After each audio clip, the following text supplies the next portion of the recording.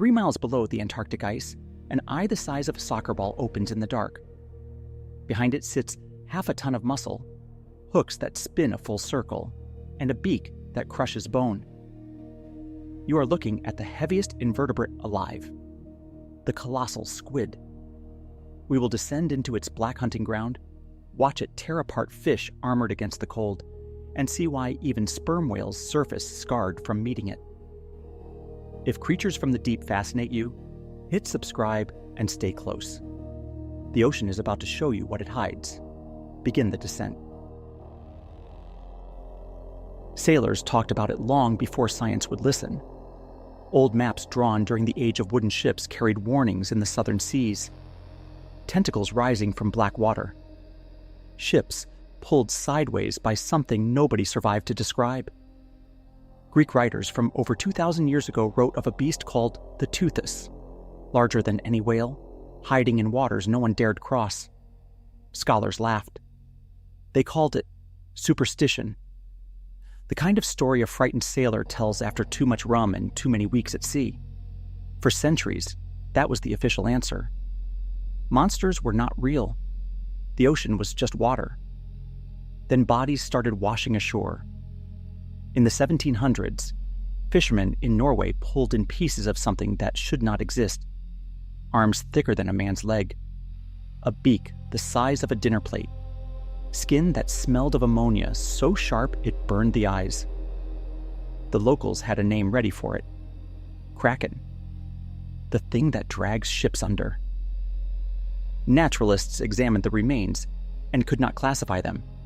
The arms had hooks. The eyes were enormous. The body, even half rotten, weighed more than a horse. They wrote it off as a freak, a diseased squid, an accident of nature too rare to study. But the pieces kept appearing in Iceland, in New Zealand, in the cold waters off South America. Always the same pattern: hooked arms, a massive beak, a body too big for any known squid. Whalers were the ones who finally noticed something stranger. The sperm whales they hunted often surfaced with circular scars across their faces and backs. Round marks the size of saucers, ringing the skin like brands. Some whales had hundreds of them, layered over each other, fresh wounds on top of older ones. Nothing in the known ocean could leave a scar like that. No shark, no orca, no fish. Whatever made those marks was big enough to fight a sperm whale and live. The whalers had a theory. The whales were eating something down there. Something that fought back hard enough to brand them for life. When they cut the whales open to harvest oil, they sometimes found the proof. Beaks. Hard, black, parrot-like beaks lying in the stomach acid, undigested, waiting like fossils. Some of those beaks were small. Most were the size of a child's fist. A few were the size of a grown man's head. Nobody could match those beaks to any squid science had ever named. Even then, the academic world dragged its feet. Squids that big simply could not exist, the textbooks said. The deep ocean lacked the food, the oxygen, the conditions to grow a predator on that scale. The largest squid ever caught at the time weighed less than a sack of flour. Yet the beaks in those whale stomachs suggested something the size of a school bus, something with hooks instead of suckers, something the textbooks refused to admit was real. The legend was correct. The science was wrong. But nobody had a body. Nobody had a name. Nobody had even a single full arm to lay on a table and measure. Until one whaling ship, sailing south toward Antarctic ice in the dying days of the great whale hunts, cut open a sperm whale's belly and pulled out something nobody was prepared for. 2 enormous arms, still attached to a fragment of head, still bristling with hooks. The thing that scarred the whales finally had a piece on the table. The year was 1925. The location was the Falkland Islands, a wind-battered stretch of rock and salt grass at the edge of the Southern Ocean. A whaling station there had been processing carcasses for decades. Oil, bone, blubber. Everything stripped, boiled down, shipped north. That season, the workers were cutting open a sperm whale that had been hauled in fresh. The stomachs of sperm whales are famously full of strange things, squid beaks especially. By that point in history, factory workers had grown numb to the sight of black, parrot-shaped jaws spilling out by the bucketful. But this stomach held something different. 2 arms, not whole, but huge, each one thicker than a man's thigh, lined with rows of hooks that swiveled when you touched them, as though still trying to grip.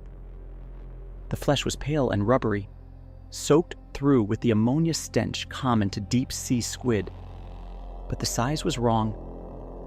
Wildly wrong. Anything alive enough to grow arms like that would tower over every other invertebrate ever recorded. The whalers packed the arms in salt and shipped them to a scientist named Guy Robson at the British Museum. Robson was a careful man. He measured. He photographed. He compared the hooks to every cephalopod sample on file. Nothing matched. The hooks alone were enough to mark this as something new. Most squids have suction cups. A handful have small claws. But these hooks were rotating, mounted on bony stalks, more like the talons of a cat than anything fish-like.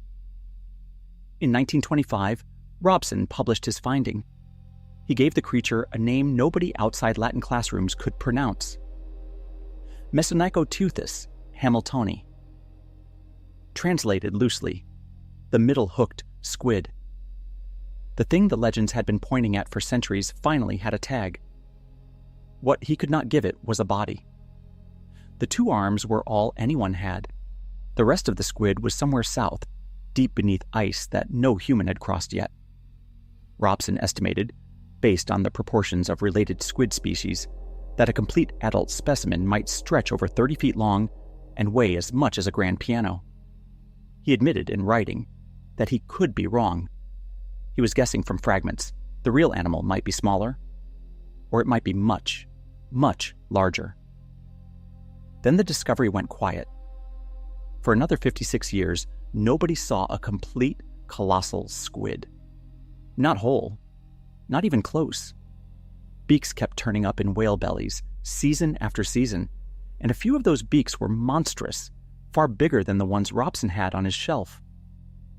Working backwards from beak size, scientists began suspecting the species could top 1,500 pounds, possibly heavier. Still, nothing came up in a net. Nothing washed ashore. Nothing came up in a deep camera frame. The colossal squid had become a name without a face, a scientific ghost. Researchers began joking, grimly, that the species would be officially named, classified, and listed in textbooks long before anyone ever actually saw one alive. They were right. That ghost would haunt science for another 60 years before something happened that nobody had seen coming. A Russian trawler, working in waters most ships avoid, would haul up a net heavy with something it should not have been able to catch. Most people use the words interchangeably: giant squid, colossal squid. To the casual ear, they sound like the same creature. They are not. They are different species, living in different oceans, built for different kinds of violence. The giant squid came first in the public imagination. It is the long, snaking creature painted on tavern signs and carved into the prows of old ships. Long arms, 2 whip-like tentacles trailing behind, a streamlined body almost like a torpedo. Found mostly in the warmer reaches of the Atlantic and Pacific, the giant squid can stretch over 40 feet from tail to tentacle tip. That length is what made it famous. The colossal squid is shorter, and that fact misleads almost everybody. Stretched out, it might reach 23 feet, sometimes a little more. By that measure alone, the giant squid wins. End of story, you might think. You would be wrong. The colossal squid is not built for length. It is built for muscle. Imagine a marathon runner standing next to a heavyweight wrestler. The runner is taller, looks bigger from a distance. But put them on a scale, and the wrestler triples the runner's weight. That is the difference between giant and colossal. A giant squid, fully grown, weighs around 600 pounds at most. A colossal squid weighs over 1,000. Some specimens, reconstructed from beaks pulled out of sperm whale stomachs, are estimated to have hit 1,500. That makes the colossal squid the heaviest invertebrate that has ever been documented on this planet. The shape tells the story. The giant squid has a slim, almost graceful body, long arms made for reaching, tentacles built for snatching prey from the open water around it. The colossal squid is a tank. Its mantle, the muscular sleeve that holds its organs, is thick and barrel-shaped, blunt at the rear, packed with dense flesh. Its arms are shorter but heavier, bulked up like the limbs of something designed to wrestle rather than to chase. Then there is the weaponry. This is where the colossal squid leaves its cousin behind. Giant squids have suction cups, hundreds of them, ringed with tiny serrated teeth strong enough to leave round scars on a whale. Painful, effective, but still, fundamentally, suckers. Colossal squids have hooks. Real hooks. Bony, curved, mounted on swiveling stalks that can rotate a complete circle. When the squid grabs prey, those hooks bite in like fish hooks and lock. The harder the victim struggles, the deeper the hooks set. No suction cup, no matter how strong, can match that grip. The eyes are different too. Both species have huge eyes, but the colossal squids are bigger, about the size of a soccer ball, packed with light-detecting cells, equipped with built-in glow organs that act like personal headlights in the pitch dark. The giant squid sees well in the deep. The colossal squid sees better. There is one more difference, and it is geographic. Giant squids range across most of the world's oceans. Colossal squids do not. They live in only one place, the coldest, blackest, most isolated stretch of sea on the planet. A ring of water that circles an entire frozen continent, where temperatures hover near freezing and almost no human research vessel goes. That isolation is part of why we know so little. To find one, you have to go where almost nothing else lives, which means going to Antarctica and going deep. Picture a wall of cold so complete it bends the way water moves. That wall exists. It runs in a giant invisible circle around Antarctica, dividing the warm oceans of the world from a frozen system that operates by its own rules. Scientists call it the Antarctic convergence. South of that line, everything changes. The water temperature drops to just above freezing. The surface stays close to 30 degrees Fahrenheit, sometimes colder. In the deeper layers, the cold gets sharper, locked in by layers of ice and density. Nothing thaws, nothing warms. The ocean here has been chilled to the same temperature for tens of thousands of years. This is the colossal squid's home. The convergence acts like a fence. Most marine animals cannot cross it without dying. Tropical fish would freeze in minutes. Even deep water predators from the Atlantic and Pacific stop at the edge and turn back. South of the line, evolution has built its own catalog of creatures, separate from the rest of the planet, adapted to a world the rest of life cannot enter. The colossal squid is one of the strangest residents of that catalog. The Southern Ocean, as the water around Antarctica is called, is also the loneliest sea on Earth. There are no shipping lanes here, no coastal cities, no fishing fleets working year-round. The nearest landmass to most of it is a continent that has no permanent human population. A few research stations cling to its edges. Otherwise, the area is empty. Wind, ice, dark water, silence. That isolation matters. It explains why the colossal squid, despite being the heaviest invertebrate alive, was a rumor for almost a century. You cannot study what lives in a place no one goes. Even the surface of this ocean is hostile. Storms in the Southern Ocean are among the worst on the planet. Waves can climb to the height of a 6-story building. Winds reach over 100 miles per hour for days on end. The famous shipping route, called the Drake Passage, which sailors use to round the bottom of South America, has swallowed more vessels than almost any other stretch of sea in human history. Underneath those storms, the water is crowded with life of a particular kind. Krill, small shrimp-like animals, swarm in clouds so massive they show up from satellites. Patagonian toothfish, the size of a grown man, patrol the middle depths. Whales pass through in numbers that have not been seen in much of the rest of the world since the era of unrestricted whaling. The colossal squid is built to feed on, and to be fed on by, that exact community. The cold slows everything down. The squid moves at a pace that would shock anyone expecting an action movie predator. Its metabolism runs at a fraction of what tropical squids burn through. It does not sprint. It drifts, hovers, waits. Hours can pass between meals, days sometimes. The cold buys it time, and the cold protects it. Few competitors can survive here. Few predators bother to come this far south. The animals that share its territory are specialists, evolved for the same harsh rules. But there is one predator that crosses the convergence willingly. One animal that comes to these freezing waters specifically to hunt the colossal squid. An animal larger than the squid itself. A predator that follows a sound the squid cannot escape. The colossal squid does not live near the surface. It lives in a world where the weight of the ocean above presses down with a force most creatures cannot survive.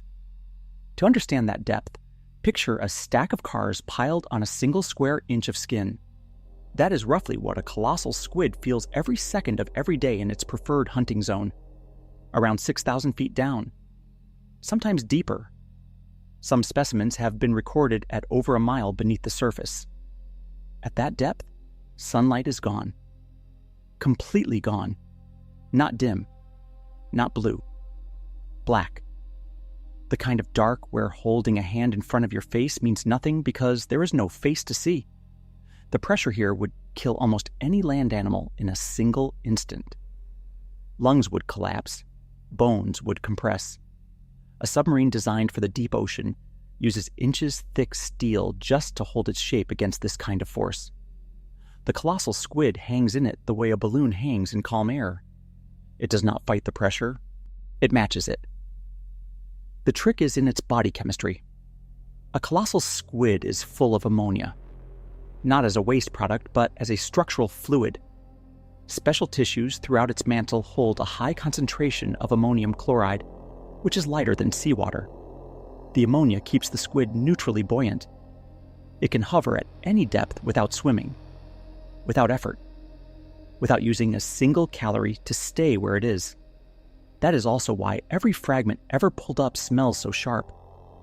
Whalers and fishermen who have handled colossal squid pieces describe the stench as eye-watering, like cleaning fluid mixed with rotting fish. The ammonia is part of what makes the meat inedible to most predators, including humans. A sperm whale can stomach it. A killer whale generally will not. The depth zone where the colossal squid hunts is called the bathypelagic. Below 1,000 meters and stretching down toward 4,000. Almost no light. Temperatures barely above freezing. The water is essentially still. Currents move slowly enough that drifting matter can hang suspended for hours. In that still, black water, the colossal squid is enormous and almost weightless. A ton of muscle and hooks, holding itself perfectly in place, waiting for movement. Movement is rare down here. Food is scarce. Most creatures in this zone are small, slow, and dependent on whatever scraps drift down from above. A constant rain of dead fish, plankton corpses, and waste sinks through the water column endlessly. Scientists call it marine snow. It is the fuel of the deep. The colossal squid does not eat marine snow. It eats animals large enough to be worth chasing, which means it has to be patient enough to wait for them. The bigger the prey, the rarer it is. Days can go by without anything worth attacking passing within reach. That patience is part of the design.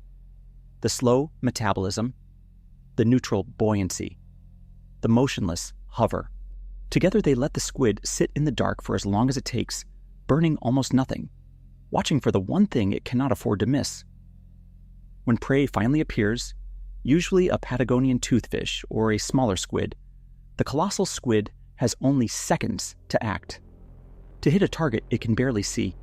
In water, it can barely move through. It needs eyes, unlike anything else on Earth. Eyes built for one specific purpose. And the colossal squid has the largest eyes any animal has ever evolved. The numbers sound made up. An eye almost 11 inches across, wider than a soccer ball, bigger than a dinner plate, heavier than a grapefruit. That is the colossal squid's eye. And it has two of them. No other living creature, on land or in water, has ever evolved eyes this large.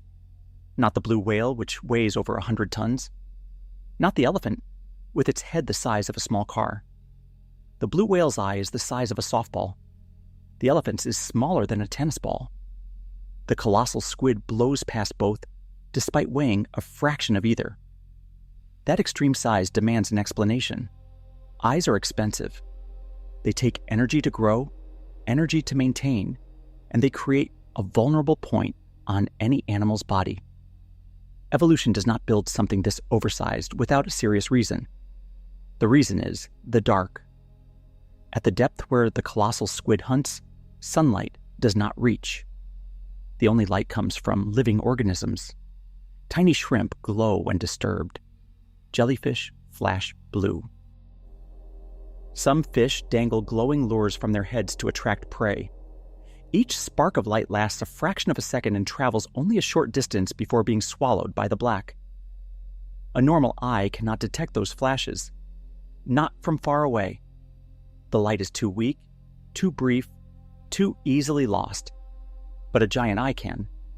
The size of an eye determines how much light it can gather. A bigger lens captures more photons. A bigger retina records more of what those photons reveal. Doubling the diameter of an eye does not just double its sensitivity. It increases it by a factor of 4. Triple the size, and the light gathering power jumps by 9. The colossal squid's eyes gather more light than any other eyes on Earth. By a wide margin. They can detect a single flash from a glowing organism over 300 feet away, in conditions where a human would see nothing at all. That distance changes everything for a hunter. In the deep ocean, knowing something is moving even 100 feet away is a massive advantage. 300 feet is almost supernatural. What is the squid looking for? Mostly, 2 things. Small flashes from prey trying to hide, and large dark shapes blotting out the faint background glow from above. That second use matters most. Looking up from deep water, even total darkness has a slight gradient. Faint light filtering down from the surface still reaches the bathypelagic in trace amounts. Anything large passing overhead casts a shadow against that background. A sperm whale, for example. A whale diving down from above, hunting the squid, is a giant black silhouette against a dim glow. The colossal squid sees that silhouette long before the whale can echolocate it. That is the leading theory for why these eyes evolved so massive. Not to find prey, to spot the predator that is coming for them. The squid lives in a world where one specific killer dives over half a mile down to hunt it, using sound waves to locate dinner. The squid cannot hear well in the way a fish does. It has no ears, but it can see. And if it spots the whale soon enough, it might just have time to dart sideways into the dark and avoid the jaws closing in. The eye is a defense system as much as a hunting tool. And the eye comes with one more trick. Just below each massive lens sits a second feature. Smaller, but no less strange. Something that should not exist on a creature already armed with the largest eyes in the natural world. A built-in headlight. Beneath each enormous eye, the colossal squid carries its own light source. A built-in lamp called a photophore. Small, round, glowing softly when activated. No batteries. No wires. Pure biology. A photophore is a tiny organ packed with cells that produce light through a chemical reaction. 2 compounds inside the cells combine, and the result is a soft glow that can last seconds, or be flashed in quick bursts. Many deep-sea creatures have them. Some have hundreds, scattered along their flanks like running lights on an airplane. The colossal squid's photophores are different. They sit directly under the eyes, aimed forward. They function like headlights on a car. Switch them on, and a beam of bioluminescent light spreads through the water in front of the animal. That sounds counterproductive. Why would a hunter that lives in total darkness, that spent millions of years evolving giant eyes for stealth, suddenly switch on a beacon that announces its presence to everything around? Because in the deep ocean, light reveals what listening cannot. Most prey at depth has evolved to be invisible, transparent bodies, mirror-like skin that reflects nothing back, coloring that matches the dim light from above so perfectly the animals seem to vanish when seen from below. A hunter could swim within inches of a target and never notice it. The photophores break that camouflage. When the squid switches on its eye lamps, a low blue light spreads forward. Most prey species have no defense against direct illumination from below. Their transparent flesh suddenly catches the glow. The mirrored skin reflects pieces of light back. Hidden shapes outline against the dark. The squid, with its enormous eyes and now its own personal flashlight, sees what no other creature down there can see. And there is a second use, a more chilling one. The light may serve as a lure. Smaller fish and squids in the deep are drawn to bioluminescence. Many of them eat glowing creatures or follow lights toward potential meals. A soft glow in the dark can pull curious prey closer, like moths pulled toward a candle. The colossal squid simply hangs motionless and lets the light do the work. Anything that drifts too close to investigate ends up within striking distance of those hooked tentacles. Scientists have not fully proven this lure theory yet. They cannot. Watching a colossal squid hunt in the wild is something almost no human has ever managed. The behavior remains a strong hypothesis, supported by the placement and brightness of the photophores, but unconfirmed. What is confirmed is that the photophores work. They produce light. They aim forward. And they sit on a body designed, in every other detail, for ambush hunting. There is something disturbing about the design when you picture it whole. A creature the size of a small car, weightless in pitch black water, with eyes the size of soccer balls glowing softly under each one. Around the head, 8 thick arms covered in serrated suckers and claws. Behind those arms, 2 longer tentacles with clusters of swiveling hooks at the tips, ready to lash forward in a fraction of a second. A heavy beak hidden at the center, waiting. Most predators in the ocean rely on speed or surprise. The colossal squid relies on something stranger. It hunts by becoming the only point of light in a world without any. And when something gets close enough to those headlights, the colossal squid does not chase. It does not pounce. It throws out 2 tentacles longer than a tall man, tipped with hooks that swivel a full circle, and locks onto its prey in a grip almost nothing in the ocean can break. Most squids have suckers, round fleshy discs that grip prey through suction, effective enough for fish. A real problem for the colossal squid, because the prey down there is large, strong, and willing to fight back hard. So evolution gave it something better: hooks. Real, curved, bony hooks, each one mounted on a stalk that rotates a full circle. When the squid grabs onto something, those hooks do not just press against the skin. They pierce it. They sink in. And the stalks twist, dragging the hooks deeper with every move the prey makes to escape. The arrangement is precise. The colossal squid has 8 arms. Each arm carries 2 rows of hooks running along its inner surface, surrounded by smaller serrated suckers for backup. Along the 2 longer feeding tentacles, the arrangement is even more specialized.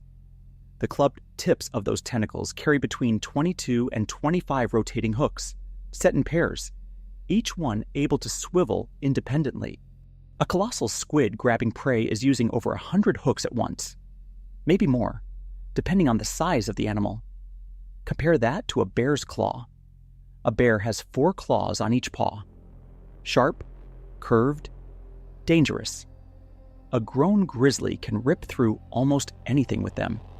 The colossal squid carries the equivalent of dozens of bear claws on each limb, and its limbs outnumber a bear's by a factor of 10.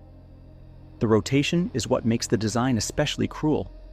A simple hook can hold prey, but it can also slip if the angle is wrong. A swiveling hook adjusts. As the prey twists, the hook turns with it, keeping the bite locked in regardless of which way the body moves. It is impossible for the prey to find an angle where the hooks lose grip. Once a colossal squid has its tentacles around something, that something is not getting free. The hooks sink in. The serrated suckers grip the skin between hook punctures.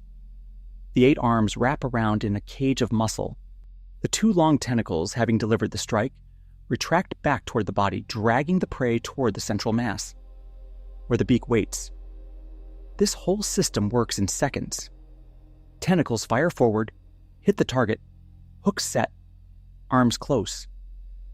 By the time a fish realizes it has been caught, it is already being pulled toward a mouth that can shred bone. Scientists have actually examined fish caught on commercial fishing lines that bore the marks of colossal squid attacks. Massive Patagonian toothfish, weighing over 100 pounds each, hauled up with circular wounds and deep punctures across their flanks. Some fish have been pulled aboard with pieces of squid still attached, hooks still buried in the flesh, the squid having lost its grip only when the fish was yanked toward the surface. The grip is so strong that colossal squids occasionally end up caught by accident. They will not let go of a hooked fish even as it rises through the water, even as the pressure changes around them, even as they break the surface into open air. By that point, they are usually dead from the rapid ascent. They simply refused to release the meal. That stubbornness is part of how researchers have managed to study them at all. The few intact specimens science has pulled from the ocean were mostly squids that grabbed a fish on a long line and held on too long. But the hooks are only the first half of the weapon system. Once the prey is reeled in, something else happens. Something that turns capture into kill. The colossal squid's mouth is not built like a normal animal's. It is built to cut. Before the prey ever reaches the beak, it has to survive being held. And being held by a colossal squid is its own kind of damage. Around the hooks on every arm, rows of suckers run in tight formation. They look ordinary at a quick glance. Round, fleshy discs, the kind any squid carries. But up close, the colossal squid's suckers reveal something most squids do not have: teeth. Each sucker is ringed with a circle of small, hard, sharp protrusions made of chitin, the same material that builds insect shells and crab armor. These teeth are tiny but tightly packed, like the edge of a saw blade rolled into a circle. When the sucker clamps down on prey, the teeth bite into the skin first. The suction follows, locking the sucker in place. The result is a wound shaped exactly like the rim of a cookie cutter. Pull the sucker away, and it leaves a perfect circular scar. Sperm whales carry these scars by the hundreds. Old males in particular often look like their faces have been pressed against a pegboard. Round marks layered over round marks, healed and re-healed across years of deep dives. Some individuals have so many scars overlapping that the original skin pattern is almost impossible to find. For most of the 20th century, scientists assumed those marks came from giant squid. The giant squid has serrated suckers too. Its scars are real and well documented. But more recent comparisons of scar size and shape on Antarctic region sperm whales have revealed something that flips the picture. A lot of those scars are too big to come from giant squid. The diameters do not match. The patterns include gouges that suction alone cannot produce. Many of them carry small extra punctures alongside the round marks, exactly where rotating hooks would dig in. Those bigger scars, the ones with hooks mixed in, point to a different attacker: the colossal squid. It means sperm whales hunting in southern waters are not always eating their prey easily. Some of them are coming home with permanent records of fights they barely won. Others, almost certainly, do not come home at all. For the squid, the suckers serve a clear purpose. They hold prey while the hooks finish the job. They prevent slippage during the death roll, the moment when a captured fish thrashes hard enough to break free. The teeth on the sucker rims act like backup anchors, biting into anything the hooks miss. For larger prey, like a whale, the same suckers become weapons of last resort. A colossal squid being attacked by a sperm whale will throw its arms around the whale's head if it can. The hooks bite first. The suckers follow, tearing into skin as the squid is dragged toward the whale's mouth. Even in death, the squid leaves marks that may last decades on its killer. It is one of the rare examples in nature where prey scars its predator more than the predator scars the prey. Whales kill colossal squids and eat them, but the colossal squid keeps writing its signature on the whale's body, long after its own body has been digested. The serrated suckers and the rotating hooks form a single, layered system. Hooks for puncturing, suckers for holding. Both surfaces working together, every contact point engineered to grip and tear. Once a target is fully captured, fully held, fully dragged in toward the body, only one thing remains: the cutting. The actual reduction of a living animal into pieces small enough to swallow. That work is done by an organ at the center of the squid's 8 arms. An organ that looks startlingly familiar, like something you might see on a tropical bird, scaled up to the size of a man's head. Hands. At the center of the 8 arms, surrounded by hooks and suckers and a rim of soft flesh, sits the part of the colossal squid that does the actual killing: the beak. It looks almost identical to a parrot's beak.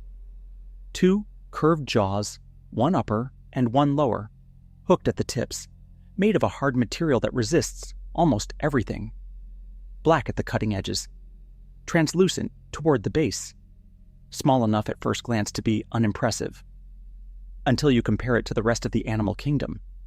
The colossal squid has the largest beak of any squid ever recorded. Some specimens carry beaks the size of a large grapefruit. The lower jaw alone, called the lower rostral length by scientists, can exceed 1.5 inches on big specimens. That measurement might sound small, but in beak terms it is enormous. A beak twice the size of a giant squid's, attached to a creature with twice the muscle mass behind it. The material the beak is made of is called chitin, the same stuff that forms insect exoskeletons. But the colossal squid's chitin is reinforced. It contains extra proteins and pigments that make the cutting edge harder than the bones of most fish, hard enough to shear through scales, fins, and even small bones in a single bite. This matters because the colossal squid eats some of the toughest fish in the ocean. The Patagonian toothfish is its main meal. A toothfish is not a soft target. It is a deep water predator in its own right, growing to over 6 feet long, with a body covered in armor-like scales and a skeleton built for high-pressure environments. Some toothfish weigh more than a grown man. Catching one is one thing. Eating it is another. The colossal squid handles a toothfish the way a strong hand handles bread. The beak punches through scale and skin, slices through muscle, and clips off pieces small enough to be drawn into the mouth and swallowed. The hooks and arms hold the fish in place while the beak does the cutting. A single attack can reduce a fish twice the squid's bulk into edible chunks within minutes. There is a small problem with this design. The beak is tougher than the squid's own body. Where it attaches to the muscle, the chitin is so hard that it could tear up the squid's own flesh during use. Evolution had to solve this with a specific gradient. The beak is hardest at the tip, softer at the base, blending gradually so that the part touching the squid's body matches the squid's own tissue density. Engineers have studied this design for years, looking for ways to copy it in synthetic materials. So far, no manufacturing process has come close to matching the natural transition the squid evolved. The beak is also the only piece of a colossal squid that survives being eaten. Sperm whales swallow squids whole. The flesh dissolves. The arms break down. The eyes, the mantle, the internal organs all turn to fluid in the whale's stomach acid within hours. The beak does not. The beak persists, intact, sometimes for years inside the whale's gut. That is how scientists first knew the colossal squid existed at all. Beaks pulled out of whale stomachs. Some of those beaks were so large that, by working backward from beak-to-body ratios in known squid species, researchers calculated the original animal must have weighed over 1,500 pounds. A monster reconstructed entirely from the only piece of itself that refused to be digested. But the beak does not work alone. Just inside it, hidden behind the cutting edges, sits a second tool, a tongue covered in teeth. Inside the squid's head, behind the beak, sits something stranger than the beak itself, the brain. Not because of how it thinks, because of how it is shaped. The colossal squid's brain is not a solid lump like yours. It is not a curled ball like a human brain or a lobed mass like a fish's. It is a ring, a donut, a circle of nervous tissue with a hole running through the middle. The hole is not an accident. It is functional. Through the center of that ring runs the squid's esophagus, the food pipe. Every meal the squid swallows passes directly through the middle of its own brain. Most animals would never tolerate this design. Brains are delicate. Anything pressing on the soft tissue can cause massive damage.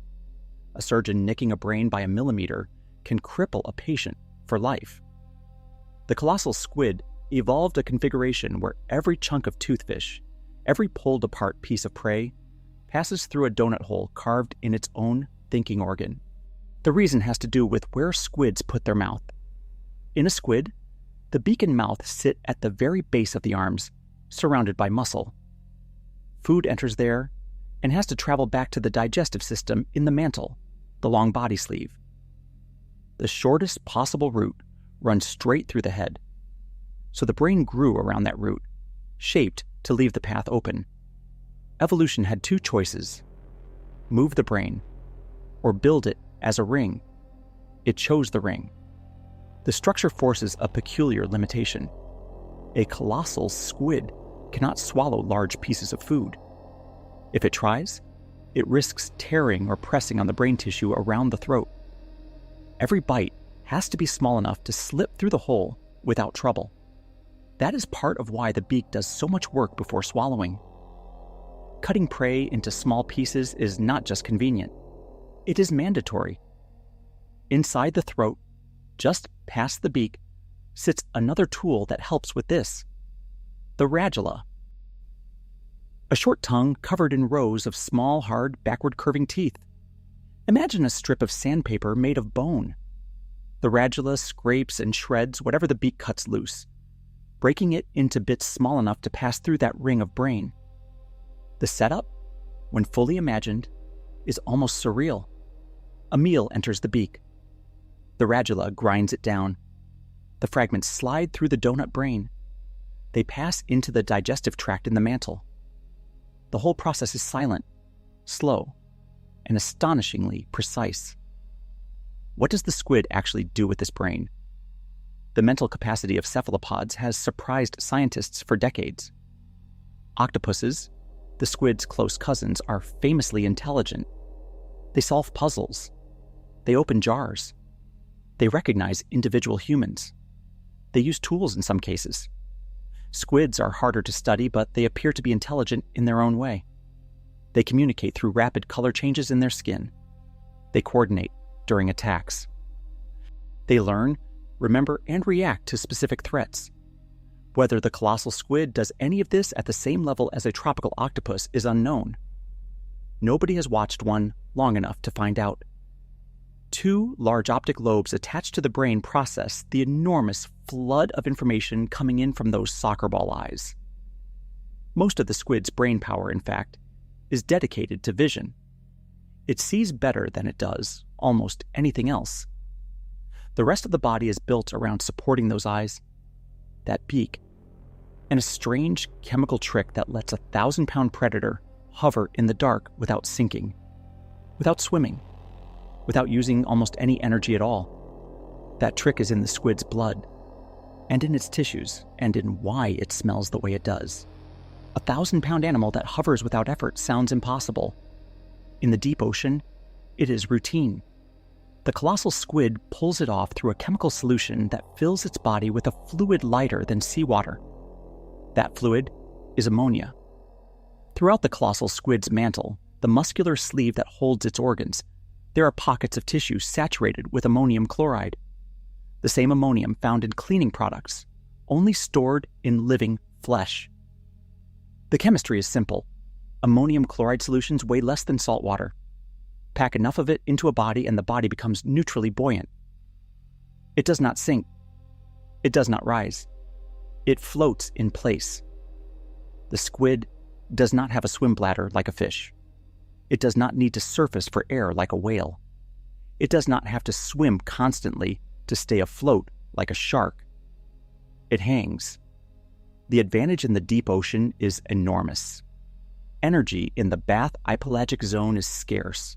Food is rare. Every calorie matters. Every calorie. By eliminating the need to swim for buoyancy, the colossal squid frees up almost all of its metabolic budget for hunting and growth. A predator that does not have to move to stay where it is can wait longer, attack faster, and survive on far less food than a predator that has to keep paddling. The trade-off is the smell. A colossal squid stinks, not slightly, not just when dead. The ammonia in its tissues is so concentrated that even a fresh specimen produces an odor like industrial cleaning fluid. Whalers who cut open sperm whale stomachs and pulled out chunks of squid often had to step away from the carcass. Eyes burned, throats closed. The smell carried across the deck on the wind. Modern researchers handling colossal squid samples wear masks. The ammonia evaporates as the tissue warms, filling the room with vapor that can cause real respiratory damage if you breathe enough of it. That is also why nothing eats colossal squid, except sperm whales. The flesh is essentially marinated in ammonia. Most predators find it inedible. A killer whale, generally an opportunist that will eat almost anything that moves, leaves colossal squid alone. The taste, the smell, and the chemical effect on the digestive tract make the meat a poor meal for most ocean hunters. Sperm whales tolerate it because they have to. Their digestive system has adapted to neutralize the ammonia, breaking it down into compounds the whale can absorb. Even so, sperm whale stomachs after a colossal squid meal contain enough free ammonia to make field researchers gag. The chemistry has another effect. It changes the way the squid moves. A normal squid jets through water by squeezing its mantle and forcing water out through a funnel. The squid shoots backward, fast and powerful. It is one of the most efficient propulsion systems in the animal kingdom. The colossal squid uses the same mechanism, but with limits. The ammonia-soaked tissues are softer than the muscle of a tropical squid. The animal cannot generate the same explosive jet. Its top speed is slower. Its bursts are shorter. In a flat-out chase, almost any large fish could outrun it. That is why it hunts by ambush. It does not chase. It waits. The body is not built for sprints. It is built to hover, watch, strike, and lock on. And the slowness extends to everything else the squid does. The way it grows, the way it digests, the way it breathes. The colossal squid lives at a tempo unlike any large predator on land or sea. It is the slowest giant in the ocean. A great white shark swims constantly, its gills pumping, its muscles burning fuel even at rest. A killer whale runs hot enough to maintain a body temperature warmer than the human body. A bluefin tuna has a metabolism so fast it generates internal heat from sheer activity. The colossal squid does none of this. Its metabolism is slower than almost any other major predator on the planet, scaled to its size. By some measurements, a 1,000-pound colossal squid burns through fewer calories in a day than a medium-sized dog. Its heart beats slowly.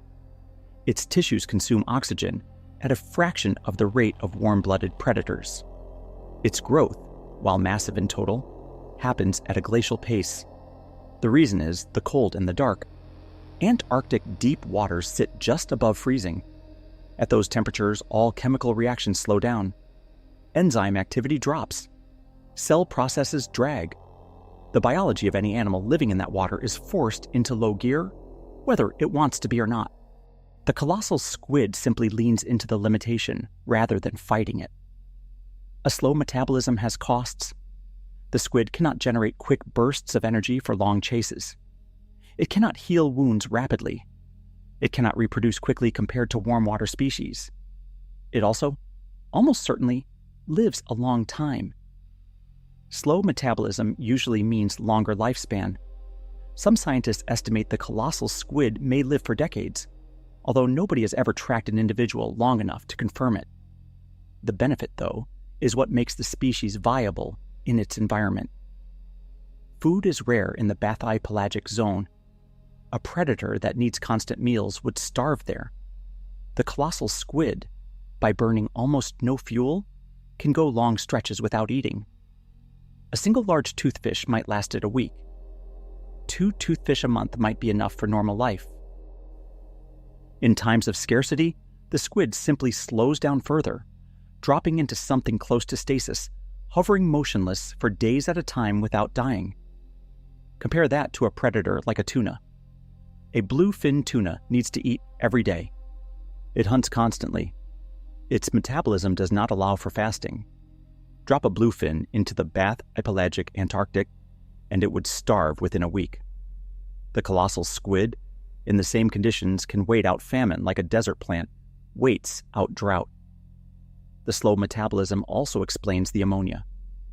Maintaining a normal swim posture would require constant calorie burn. The ammonia tissue solution removes that need. The squid floats for free. Its metabolism never has to budget for staying afloat. There is one place where the slow tempo becomes a problem: the strike. When prey appears, the squid has only seconds to act. A toothfish swimming past will not wait around. The squid has to move from total stillness to lethal force almost instantly. To make that possible, the colossal squid stores energy in specific muscle bundles dedicated to its tentacles. Those bundles are fast twitch. They can fire explosively. The rest of the body remains slow, but the strike itself is sudden. It is the equivalent of an animal that walks at a snail's pace, but can punch like a heavyweight boxer when it has to. The contrast is built into the design. This combination of slow general metabolism and fast strike muscles also makes the colossal squid extremely hard to study. It does not behave like other animals. It does not respond predictably to capture. Specimens hauled to the surface usually die from the temperature and pressure change before researchers can observe much. The slow metabolism that lets it survive the deep makes it uniquely fragile out of it. Yet despite all this slowness, the colossal squid is not starving. Far from it. It eats well, and the fish it targets is one of the most valuable, most armored, and most contested species in the entire Southern Ocean. A fish that humans pay hundreds of dollars per pound to eat. A fish the squid takes for free. If you have ever eaten Chilean sea bass at a restaurant, you have eaten the same fish the colossal squid hunts. The marketing name is Chilean sea bass. The actual name is Patagonian toothfish, or in deeper Antarctic water, Antarctic toothfish.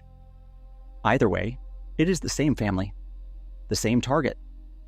The toothfish is a giant. It can grow to over 6 feet long. It can weigh over 200 pounds. Its body is thick, muscular, and covered in heavy scales. It has rows of curved teeth lining its jaws, hence the name. It hunts smaller fish and squids at depth, swimming in cold water that would freeze most species solid. For most of the ocean, the toothfish is a top-tier predator. Few animals threaten it. Its size, its armor, and its preferred depth keep it safe from almost everything. But not from the colossal squid. Toothfish make up the bulk of the colossal squid's diet, based on the contents of squid digestive tracts and the matching wounds found on toothfish caught in commercial nets. The relationship is the central feeding pattern of the colossal squid's life. Find toothfish. Wait. Strike. Eat. The hunt happens mostly at depths between 2,000 and 4,000 feet, where the toothfish moves through the water column looking for its own meals. The squid hangs nearby, motionless, eyes scanning for movement. When a toothfish swims close enough, the squid does not pursue. It cannot. The toothfish would outswim it instantly. Instead, The squid waits until the toothfish is within reach of its long tentacles. Then those tentacles fire. Hooks set. Suckers grip. The fish is yanked sideways into the squid's 8 arms before it can react. Toothfish are strong. They thrash. They twist. They try to break free with sheer muscle power. But the colossal squid's grip is engineered exactly for this kind of struggle. The rotating hooks turn with every twist. The serrated suckers bite into the scales. The fish tires before the squid does, and the squid never had to chase it. Once the fish is held, the beak goes to work. The hard chitin punches through scale and skin. The radula scrapes flesh into pieces. The fish disappears in chunks small enough to slip through the donut brain. A single toothfish provides a colossal squid with enough calories to coast for days, maybe weeks. Combined with the slow metabolism, the squid does not need many meals. There's a strange overlap here with human activity. Commercial fishing fleets target toothfish heavily. The fish sells for high prices on international markets. Fishermen drop long lines into Antarctic waters, baited hooks running for miles along the deep, catching toothfish by the hundreds. Sometimes a colossal squid grabs one of those hooked fish first. A toothfish caught on a long line cannot escape. It is anchored to the line. As it struggles, the squid moving nearby detects the motion and strikes. The squid grabs the fish, settles in, and begins eating. The fishermen, hauling up the line hours later, find pieces of toothfish missing. Sometimes they find the entire squid still attached, hooks set deep, refusing to let go even as the line rises through the water. That is how nearly every intact colossal squid in the world has been recovered. Not by deliberate capture, by accident during commercial toothfish operations. The squid's stubborn grip turns it into its own undoing. But while toothfish are the main course, the colossal squid eats other things too. And sometimes, what it eats is one of its own. Imagine standing in a room with the lights off. Not dim, off. A room without windows, without machines, without any source of glow. Now imagine staying perfectly still in that room for hours, listening for a footstep. When the footstep finally comes, you have one chance to grab whoever is walking past in the dark on the first try. That is the colossal squid's hunt, every time, for its entire life. The mechanics start with stillness. The squid hangs in the water, motionless, kept in place by ammonia-filled tissues. It does not swim. It does not drift. It hovers at a chosen depth, sometimes for hours, sometimes for days, waiting for prey to enter range. The ammonia keeps it weightless, which means it does not have to flap a fin or pulse its mantle. Any movement at depth creates pressure waves through the water. Fish and squid, further away, can sense those waves through specialized organs. Movement gives away position. The colossal squid avoids movement entirely. Then come the eyes, soccer ball-sized, gathering every available photon, scanning the dark for the smallest flicker, a glowing shrimp passing 20 feet away, the pale outline of a toothfish swimming above, a bioluminescent flash from another deep-sea animal that just got eaten by something else. When the eyes pick up something promising, the photophores switch on. Soft blue light spills forward, briefly illuminating whatever is in front of the squid. If the target is small enough, close enough, and exposed enough, the strike begins. The strike is fast. The 2 long tentacles, normally tucked against the body, extend in a single explosive motion. They can shoot out several feet in a fraction of a second. The clubbed tips, loaded with rotating hooks, slam into the prey before it has time to react. If the strike connects, the hooks set. The tentacles immediately retract, dragging the prey toward the body. The 8 arms close around it, suckers gripping, more hooks setting. The beak opens. The prey is delivered into the cutting jaws within about 2 seconds of the initial strike. If the strike misses, the squid does not chase. Pursuit requires energy. The metabolism cannot afford it. The tentacles retract empty, the squid resets, and the wait begins again. This pattern repeats for the squid's entire adult life. Hover, watch, strike, eat, or wait. Hover again. There is something almost meditative about the rhythm, except for the violence at its center. Most predators in the ocean spend a lot of time moving. Sharks cruise constantly. Whales travel for miles between meals. Tuna chase schools across thousands of square miles of open water. The colossal squid does almost nothing for most of its life. It saves all its activity for the moment of the kill. Researchers studying the squid's anatomy have noticed something interesting about this strategy. The muscles in the body are slow twitch, built for posture and patience. The muscles in the tentacles are fast twitch, built for the strike. Two completely different muscle types in the same animal, each tuned for opposite jobs. The result is a hunter that can outweight almost any prey, then outhit it in a single surprise attack. Combined with the dark, the size, the eyes, and the chemical floating system, the colossal squid is one of the most specialized ambush predators on the planet. Yet for all that specialization, it has one major weakness.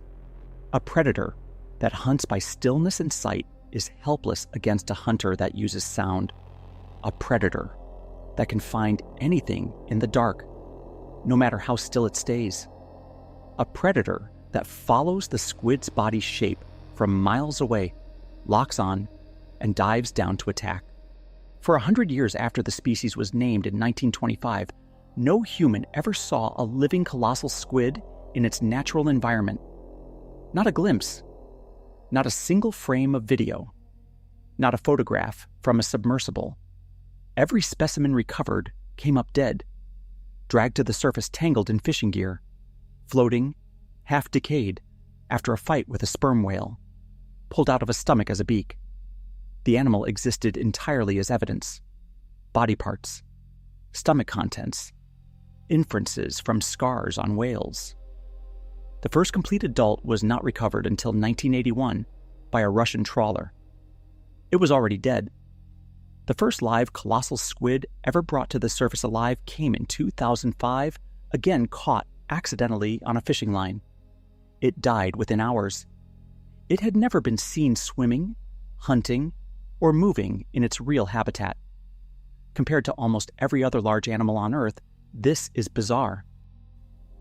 Lions, tigers, sharks, and polar bears have all been filmed thousands of times in the wild. The blue whale, the largest creature ever to live, has been recorded by countless cameras. Even animals that live in the deep ocean, like anglerfish and giant isopods, have been observed alive on film. The colossal squid avoided cameras entirely. The reasons came down to geography and depth. To film one, a research vessel had to travel to Antarctic waters. It had to deploy a deep sea camera or submersible to depths of around 2,000 feet or more. It had to drop the camera into the right small slice of ocean at the right moment, where a colossal squid happened to be hanging motionless in the dark. And the camera had to be running at exactly the second the squid was visible. The chances were almost zero. The Southern Ocean is vast. The squid is rare. The depths are huge. Most expeditions never went anywhere near the right zones. The few that did, by sheer luck, missed the squid by miles. Several attempts came close. In 2014, a team caught glimpses of what might have been a juvenile. The footage was not clear enough to confirm. In 2025 January, another team filmed a relative species, the glacial glass squid, which looks similar but is not the same animal. Then in March of 2025, almost exactly 100 years after the species was named, the breakthrough finally came. A research vessel called the Falkor 2, operated by the Schmidt Ocean Institute, was working in the South Atlantic Ocean near the South Sandwich Islands. The expedition was called Ocean Census Go South. Its mission was to search for new marine species. It carried a remotely operated vehicle called Sebastian, capable of diving to depths over 2,000 feet, equipped with high-definition cameras and live streaming capability. The dive was being broadcast live online. Anyone with internet access could watch the deep ocean unfold in real time. On March 9th, at a depth of around 2,000 feet, the camera caught something small and translucent gliding through the dark. A viewer watching the live stream noticed it first. The shape, the proportions, the way the arms moved. They flagged it as a possible colossal squid. The science team on board pulled the footage and sent it to specialists. The specialists confirmed it within hours. The hooks on the middle of the 8 arms were the giveaway. No other squid in the ocean has hooks in that exact configuration. A 100-year wait was over. The colossal squid had finally been seen. But what the camera captured was not the giant predator everyone expected. It was something far smaller. Something that changed the entire picture of what colossal squid life looks like. It was a baby. The footage is short. Just over a minute of usable video. The squid is small, no longer than a foot, drifting calmly through the dark water at around 2,000 feet down. Its body is mostly transparent. The arms move in slow waves. The eyes are visible as dark spots near the head. It looks fragile, beautiful almost. Nothing like the monster in old sailor stories. That is exactly what shocked the scientists. For a century, the colossal squid had been imagined through the lens of its trophies. Beaks the size of a fist, arms thick as tree branches, hooks that swivel like cat claws, sperm whales scarred from fights with it. Every mental image was built from these pieces, and every image came out looking like a sea monster. The reality, as a juvenile, was tiny and graceful. The translucent body let viewers see partway through the animal. The arms moved without violence. The squid did not jet. It did not flee.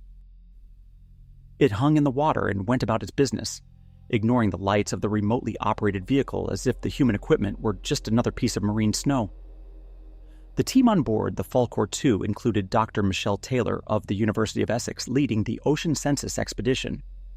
They reviewed the footage with squid expert Dr. Kat Bolstad of Auckland University of Technology, one of the world's leading authorities on deep-sea cephalopods. Bolstad had been called in to verify because the team needed certainty before announcing anything. She confirmed it. The hooks on the central arms were unmistakable. The body proportions matched. The species was Mesonecotieuthis hamiltoni, a juvenile colossal squid alive in its natural habitat, on camera, for the first time in scientific history. Another researcher, Aaron Evans, helped identify the squid. He later said publicly that when he first noticed the hooks on the footage, he started hyperventilating with excitement. The reaction tells you something about how badly scientists wanted this moment. The colossal squid had been the holy grail of deep-sea biology for generations. Watching it appear on a live stream felt unreal, even to the experts. The viewer who first flagged the squid online never expected to be part of history. Live streams from the Schmidt Ocean Institute had been running for years, broadcasting deep sea dives to the public. Most viewers tuned in for sea cucumbers, jellyfish, weird crabs. A real colossal squid sighting was the kind of event nobody had planned for. The discovery happened essentially by accident, with the public watching alongside the scientists. The sighting carried weight beyond pure science. It marked a kind of milestone for ocean exploration as a whole. The South Sandwich Islands, the area around which the squid was filmed, are one of the most remote places on Earth. The expedition was funded by international partners including the Nippon Foundation, the British Antarctic Survey, and several research institutes across Europe. The cooperation needed to put a vessel like the Falkor 2 into those waters, with a vehicle like Sebastian capable of high-definition deep filming, represented decades of investment in ocean research. All of that effort, all of that infrastructure paid off in a single minute of footage. The juvenile in the video was 30 centimeters long, nearly a foot. An adult colossal squid is estimated to grow to over 20 feet, sometimes more. The animal in the video had decades of growth ahead of it, assuming it survived the predators that target juveniles in shallower water. Sperm whales would not be its problem yet. Smaller threats would be pilot whales, elephant seals, large fish, birds diving from the surface. The juvenile zone is dangerous for a different set of reasons than the adult zone. Watching the footage, scientists could see something the textbooks had only guessed at. The colossal squid begins life almost transparent. As it grows, the body darkens. The mantle thickens. The hooks lengthen. The eyes expand. The graceful glass animal in the video is a stage on the road to a much larger, much more violent creature. But to understand that transformation, you have to look at where it ends. The 1,000-pound predator hovering in pitch black water, half a mile down, waiting for the only animal big enough to kill it. The juvenile filmed on March 9th was almost see-through, not metaphorically, literally. The light from the submersible's camera passed through parts of its body as if it were made of clear gelatin. Internal organs were faintly visible. The outline of the digestive tract showed through the mantle. The arms had a pinkish tinge, but the rest of the squid blended into the surrounding water like a piece of glass dropped into a pool. This is normal for young colossal squids. The transparency is a survival tool. In the upper layers of the ocean, where juveniles spend most of their time, predators hunt by sight. Birds dive from above. Fish hunt through the water column. Seals chase anything they can catch. A young squid floating in clear water has no rocks to hide behind, no plants to slip into, no caves to escape to. The only camouflage available is to disappear into the water itself. So juvenile colossal squids evolved bodies almost without color. Light passes through their flesh. Their organs are reduced to the minimum needed for survival. Their mantles are thin and clear. From a distance, they look like nothing more than a faint distortion in the water, like heat waves rising off summer pavement. The translucent stage is also why scientists kept missing them. A squid that is barely visible underwater is essentially impossible to film unless the camera is right next to it. Most deep-sea cameras would have moved past a juvenile colossal squid without recording anything worth noticing. The Falkor 2's vehicle, Sebastian, only caught the March 9th footage because the squid drifted directly into the camera's range, and the lighting hit it from the right angle. Even then, the animal was almost lost in the visual noise. A live stream viewer caught it. Trained scientists watching the same feed had not registered it yet. Identifying the species took expert eyes. Several deep-sea squids in the same family share the transparent juvenile look. The glacial glass squid, filmed earlier in the same expedition, looks almost identical to a young colossal squid at first glance. The difference comes down to one feature: hooks. In a juvenile colossal squid, even at 30 centimeters long, hooks are already developing on the central portions of the 8 arms. They are small, pale, easy to miss in low light, but they are unmistakable once a trained observer knows to look for them. No other glass squid species has hooks in that pattern. When Aaron Evans and Kat Bolstad reviewed the footage frame by frame, the hooks were visible. The species was confirmed. That confirmation rewrote part of the textbook. Until that day, the assumption had been that colossal squid hooks developed later, as the animal grew. The new footage proved that the weapon system is present from early life. Even a foot-long baby colossal squid is already a hooked predator, with the same body plan as its full-grown relatives, just scaled down and not yet pigmented. The discovery raises questions scientists are still trying to answer. What does a juvenile colossal squid eat? Probably small fish and other tiny squids, but the details are unknown. How long does the transparent stage last? Unknown. At what size does the body begin to darken and thicken into the adult form? Unknown. The footage from March 9th was a single window into a life cycle that remains mostly invisible. 1 minute of video, after 100 years of waiting, gave researchers the equivalent of a single photograph from the world's most secretive species. The full picture of how a colossal squid grows from glass-bodied baby to 1,000-pound monster is still being assembled, piece by piece, from rare specimens and even rarer sightings. What is certain is that the journey is dangerous. Most juveniles do not make it.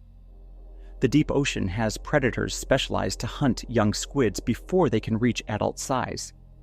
Birds, fish, seals, whales smaller than the sperm whale. And once the colossal squid does reach adult size, exactly one animal on the planet is still big enough to kill it. Imagine a creature the length of a city bus, weighing over 40 tons, with a head shaped like a battering ram. That is a sperm whale, the largest toothed predator alive, the deepest diving mammal on Earth, and the only confirmed natural enemy of the adult colossal squid. Nothing else in the ocean has the size, the lung capacity, or the equipment to take on a fully grown colossal squid. Killer whales, despite their reputation, do not target them. Killer whales prefer warmer water and softer prey. The ammonia content of colossal squid flesh makes the meat unappealing to most species. Sharks cannot reach the depth where adult colossal squids live. Other large fish are too small to risk a direct fight with a 1,000-pound predator armed with hooks. The sperm whale is the only mammal that goes down deliberately to hunt them, and it goes down often. A male sperm whale can dive over 6,000 feet on a single breath. Some have been recorded diving past 10,000 feet. They can hold that breath for over an hour, sometimes 90 minutes for the largest individuals. They use specialized blood and muscle chemistry to store oxygen in tissues throughout the body, releasing it slowly during the dive. Their target during these long descents is squid. Not just any squid, the big ones. Giant squid in lower latitudes. Colossal squid in Antarctic waters. A single sperm whale can eat hundreds of squids in a year. The exact ratio of giant to colossal varies by region, but in the Southern Ocean, the colossal squid features heavily in the diet of mature males. Stomach contents from beached or hunted whales in those waters consistently contain colossal squid beaks, sometimes by the hundreds. The whale's hunting method is direct. It dives. It locates the squid using a built-in sound system far more advanced than human sonar. It approaches. It attacks. The attack itself is not delicate. A sperm whale's mouth is enormous, lined with rows of cone-shaped teeth on the lower jaw. The upper jaw is largely toothless, with sockets where the lower teeth fit when the mouth closes. To eat a colossal squid, the whale grabs the body in its jaws and either swallows the squid whole or tears it into pieces with quick shakes of its head. The squid does not die quietly. Once the whale's jaws close, the squid throws every weapon it has at the attacker. Hooks set into the whale's skin. Suckers grip and tear. The arms wrap around the whale's head and try to crush, although crushing a sperm whale is impossible. The squid's strength is no match for a 40-ton mammal, but the resistance is real, and it leaves marks. Those marks are the second best evidence scientists have for how often these fights occur. Almost every old sperm whale carries scars from squid encounters. The bigger whales, the dominant males that dive deepest, have so many scars that their faces and heads look like maps of overlapping circles. But despite the resistance, the fight almost always ends the same way. The squid loses. The beak ends up in the whale's stomach. The whale surfaces, breathes, and continues its life. The squid becomes calories, lining the whale's gut, and a permanent record of yet another battle in the deep. There is a strange gap in the evidence. Despite hundreds of years of whaling and decades of modern research, no human has ever filmed an actual sperm whale and colossal squid fight. Not once. Not even a glimpse. Everything we know about these encounters comes from indirect evidence. Stomach contents, skin scars, beak counts. The fight happens too deep, too dark, and too far from human reach to capture. A confrontation between two of the largest predators in the ocean, repeating thousands of times per year, has never been seen by anyone alive. The closest scientists have come to witnessing one is the moment after. A sperm whale rising to the surface with fresh sucker marks on its head, and a colossal squid beak settling into its stomach to be slowly digested over the coming weeks. A sperm whale that has lived for 50 years carries its history on its skin, Specifically, the parts of its body it cannot protect during a fight. Around the head and the front of the body, where a colossal squid wraps its arms during a struggle, the skin shows clusters of circular scars. Some are the size of a quarter. Others are the size of a saucer. The biggest can be larger than a human hand. They appear in groups, dozens at a time, marking the spots where suckers attached and then tore loose. In the Southern Ocean, where colossal squid live, the scars on local sperm whales differ from those found on whales further north. They tend to be larger. They often have small extra punctures next to them, where rotating hooks dug in alongside the sucker grip. Some scars come in pairs, the signature of two parallel rows of suckers along a single squid arm. These patterns let scientists work backward and estimate the size of the squid that left them. By measuring scar diameter, researchers can calculate the diameter of the sucker, then the thickness of the arm, then the approximate size of the original squid.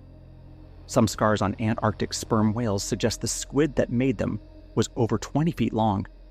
A few suggest even larger animals, possibly 30 feet or more, although those measurements are debated. The biggest squid on record, reconstructed from a beak, was estimated at over 1,500 pounds and likely close to 30 feet from beak to tentacle tip. Whales that have those scars survived the encounter. The squid that made them did not. The reverse situation, where a colossal squid kills a sperm whale, has never been documented. Some old whaling logs include vague reports of whales dragged underwater by tentacled creatures. None of those reports are verified. Modern science has no confirmed case of a colossal squid winning a direct fight against a fully grown sperm whale. The size and strength gap is just too large. Where the squid does have an effect on the whale is in damage. The hooks on a colossal squid can puncture deep into a whale's flesh. Some of the punctures get infected. Some leave permanent injuries. There are records of sperm whales with arms of squid still wrapped around them when their bodies wash ashore, suggesting the squid was killed mid-fight and stayed attached even in death. The relationship is one of the most unbalanced predator and prey arrangements in the natural world. The whale always wins individual fights. The squid always leaves a mark. Both species have shaped each other's evolution for tens of millions of years, in a war that no human has ever witnessed in full. The fact that older whales carry hundreds of scars tells researchers something important. These fights are not rare, they are common. A sperm whale diving for food in Antarctic waters will tangle with colossal squid multiple times per year. Sometimes, multiple times per dive. The whale does not avoid the encounters, it seeks them out. The colossal squid is one of the largest, most calorie-dense food items available in the deep ocean. A successful hunt is worth the bruises. There is a darker version of this story, suggested by the scar patterns. The biggest, most heavily scarred whales might be telling the tale of fights they barely survived. Older males show the most damage. Some of them have skin that looks shredded. Whether those individuals occasionally die from squid-related wounds or just live with the scars is unclear. The relationship has another twist. The deeper the whale dives, the more colossal squids it encounters. And colossal squids hunt deep, very deep. Some sperm whales have been recorded going past 9,000 feet in pursuit of food. The pressure at that depth would crush almost any other mammal, but the sperm whale is built to handle it. How does it locate squid in pitch-black water, half a mile from the surface, in a place where vision is useless? It uses sound. And the sound it produces is unlike anything else on Earth. A sperm whale on a serious hunting dive descends nearly straight down. From the surface, it tilts its huge body forward, exhales partially, and begins sinking. Its dense body and the air it has compressed inside its lungs make it negatively buoyant once it leaves the surface. It drops like a stone, only steering occasionally with its flippers and tail. The descent takes about 20 minutes. Every few seconds, the whale begins to click. These clicks are the loudest natural sounds produced by any animal on Earth. A sperm whale's click can reach over 200 decibels at the source. For comparison, A jet engine at takeoff produces around 150 decibels. A rock concert peaks around 120. A click from a sperm whale, measured close up, would be powerful enough to physically damage a human eardrum and possibly kill a person. The clicks come from a strange organ in the whale's enormous head. The head of a sperm whale takes up about a third of its total body length. Most of that head is filled with a waxy substance called spermaceti, packed inside a chamber called the spermaceti organ. Air sacs and tissues inside the head push pressurized air through narrow passages, generating clicks that bounce around the spermaceti and amplify before being projected forward into the water. In effect, the sperm whale carries a biological sonar system roughly the size of a small car inside its skull. The clicks travel through deep water for miles. They bounce off any solid object in their path and return to the whale's lower jaw, which acts as a receiver. By measuring the time delay and the shape of the returning echoes, the whale builds a mental map of its surroundings. It can detect the size, distance, direction, and even the shape of objects in total darkness. A colossal squid, hovering motionless in pitch-black water, cannot hide from this. The squid's body, especially its large mass and its dense beak, returns a recognizable echo. The whale can hear the squid from over 1,000 feet away, sometimes more. The whale picks a target and begins closing the distance. The clicks get faster as it approaches, like a Geiger counter ticking more rapidly near a radioactive source. By the time the whale is within striking range, the clicks blur together into a buzzing sound called a creak. The creak is the final approach signal. The whale has locked onto something and is moving into attack. The squid, with its giant eyes, may detect the whale's silhouette against the faint background light from above. It may try to dart sideways. It may try to release ink, although in pitch-black water, ink is mostly useless against a sound-based predator. The whale does not need to see anything. The sound tells it everything. When the whale gets close enough, it opens its lower jaw and grabs. The jaw is slung underneath the head, lined with cone-shaped teeth, and capable of sweeping in a wide arc as the whale moves forward. Once the squid is in the jaws, the fight begins. The whale shakes its head, twists, and tries to subdue the prey. The squid wraps and grips and resists. Eventually, the whale wins, swallows, and turns to surface. The trip back up takes another 20 minutes. The whale glides upward with its meal already being digested in its stomach. By the time it breaches and breathes, the squid is reduced to fragments and acid, leaving only the beak intact. Some sperm whales make 8 or 10 dives a day. A successful day might mean 3 or 4 colossal squid eaten, along with various other deep-sea prey. The whale needs a lot of food to fuel a body weighing over 40 tons. This routine has been going on for a long time, long before humans existed, long before ice ages reshaped the planet's surface. The colossal squid and the sperm whale have been locked in this relationship for tens of millions of years. The arms race between them has shaped both species in deep ways. The squid's eyes, the whale's sonar, the scars, the size, the deep dives.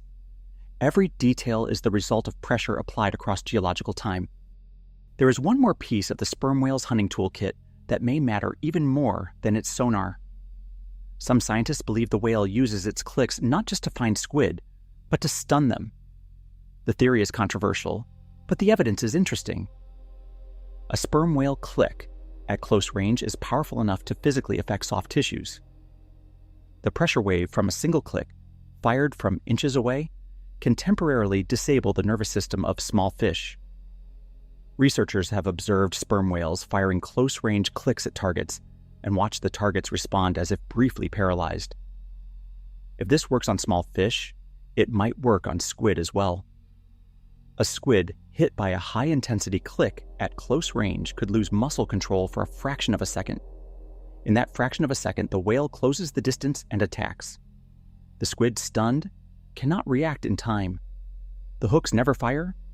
The arms never wrap. The fight ends before it starts.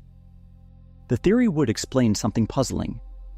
Colossal squids are large, fast in their strike, and equipped with weapons that should give them a fighting chance against most predators. Yet sperm whale stomachs are full of colossal squid beaks. The kill rate is high. Too high, some researchers argue, to be explained by a fair fight in pitch black water.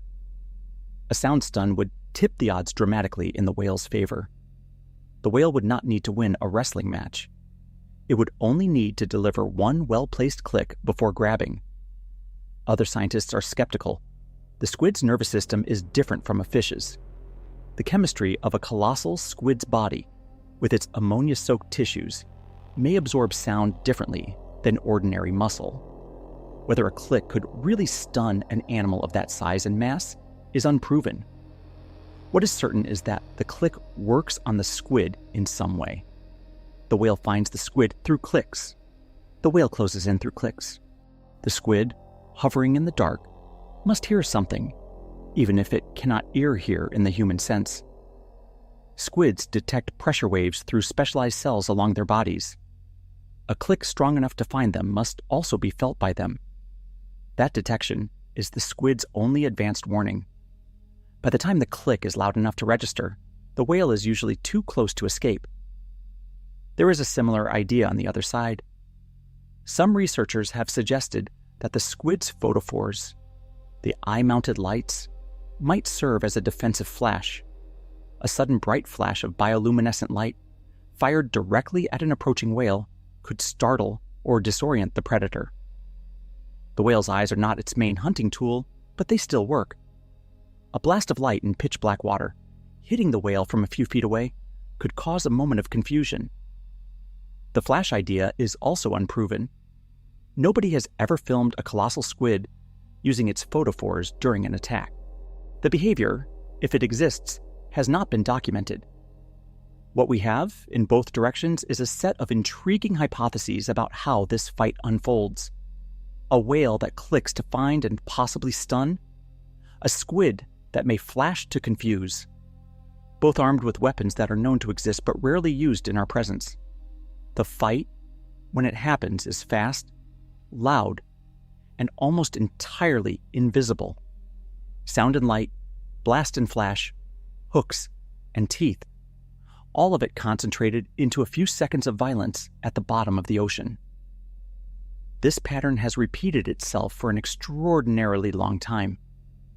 Long enough to shape both species at a fundamental level. The two animals are not just enemies. They are evolutionary partners, locked in a war so old that it predates almost every familiar feature of the modern world. How old is this war? Older than most of the continents in their current shapes. Older than the Antarctic ice sheet. Older than the coldest currents in the Southern Ocean. The squid and the whale have been at this for over 30 million years. Cephalopods, the group of animals that includes squids, octopuses, and cuttlefish, have been around for over 500 million years. That is older than dinosaurs, older than fish with backbones, older than almost every creature alive today.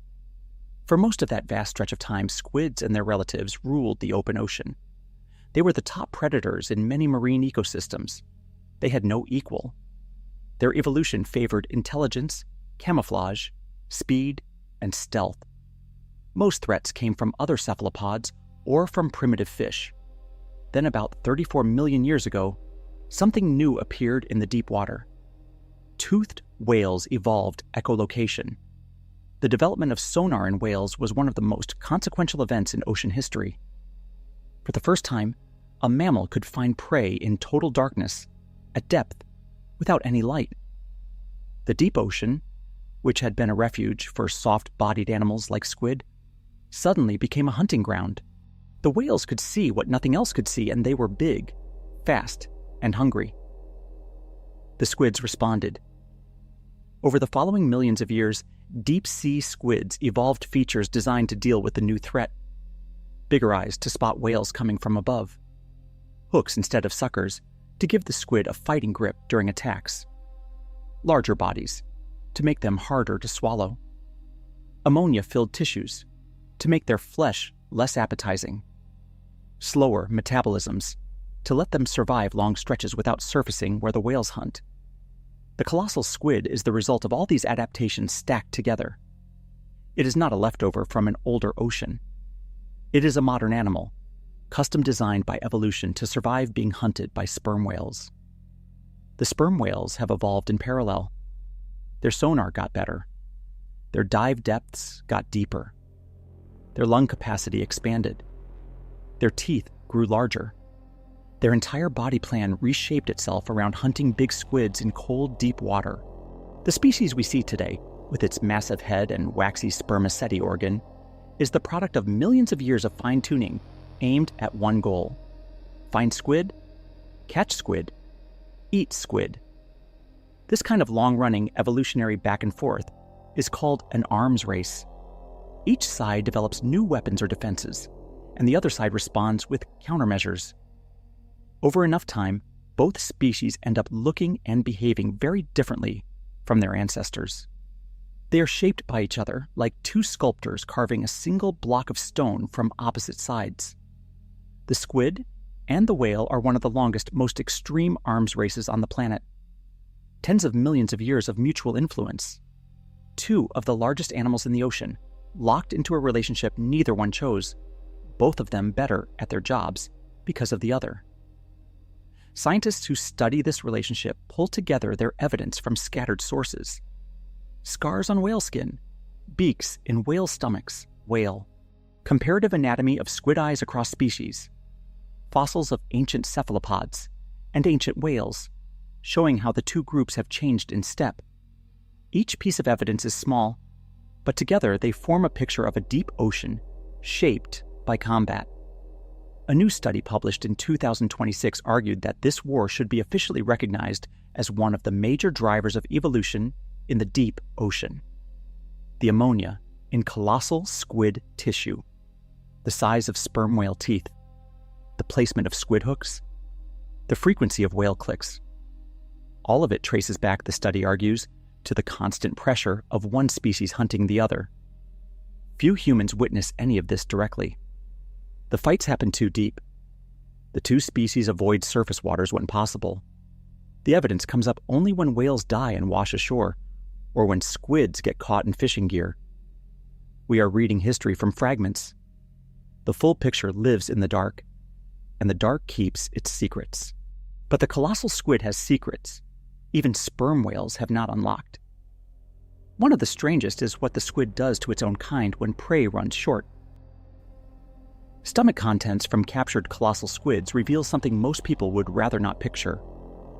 Inside the digestive tracts of multiple specimens, scientists have found beak fragments that match other colossal squids. Cannibalism. Squid eating squid. This is not unusual for cephalopods in general. Many squid species eat their own kind opportunistically. In a world where food is scarce and other prey is hard to find, a smaller member of the same species is a perfectly good meal. The colossal squid follows this pattern in extreme form. The behavior probably plays out the same way as any other ambush attack. A colossal squid hovers in the dark. Another colossal squid passes within range. The first squid does not recognize the second as a member of its own species. It sees a mass of moving flesh in the water. It strikes. If the prey is smaller, the attack succeeds. The hooks lock. The arms wrap. The beak goes to work. The smaller squid is reduced to chunks within minutes. If the prey is bigger, the attacker may be in trouble. There is no record of full-scale fights between adult colossal squids, but the possibility is real.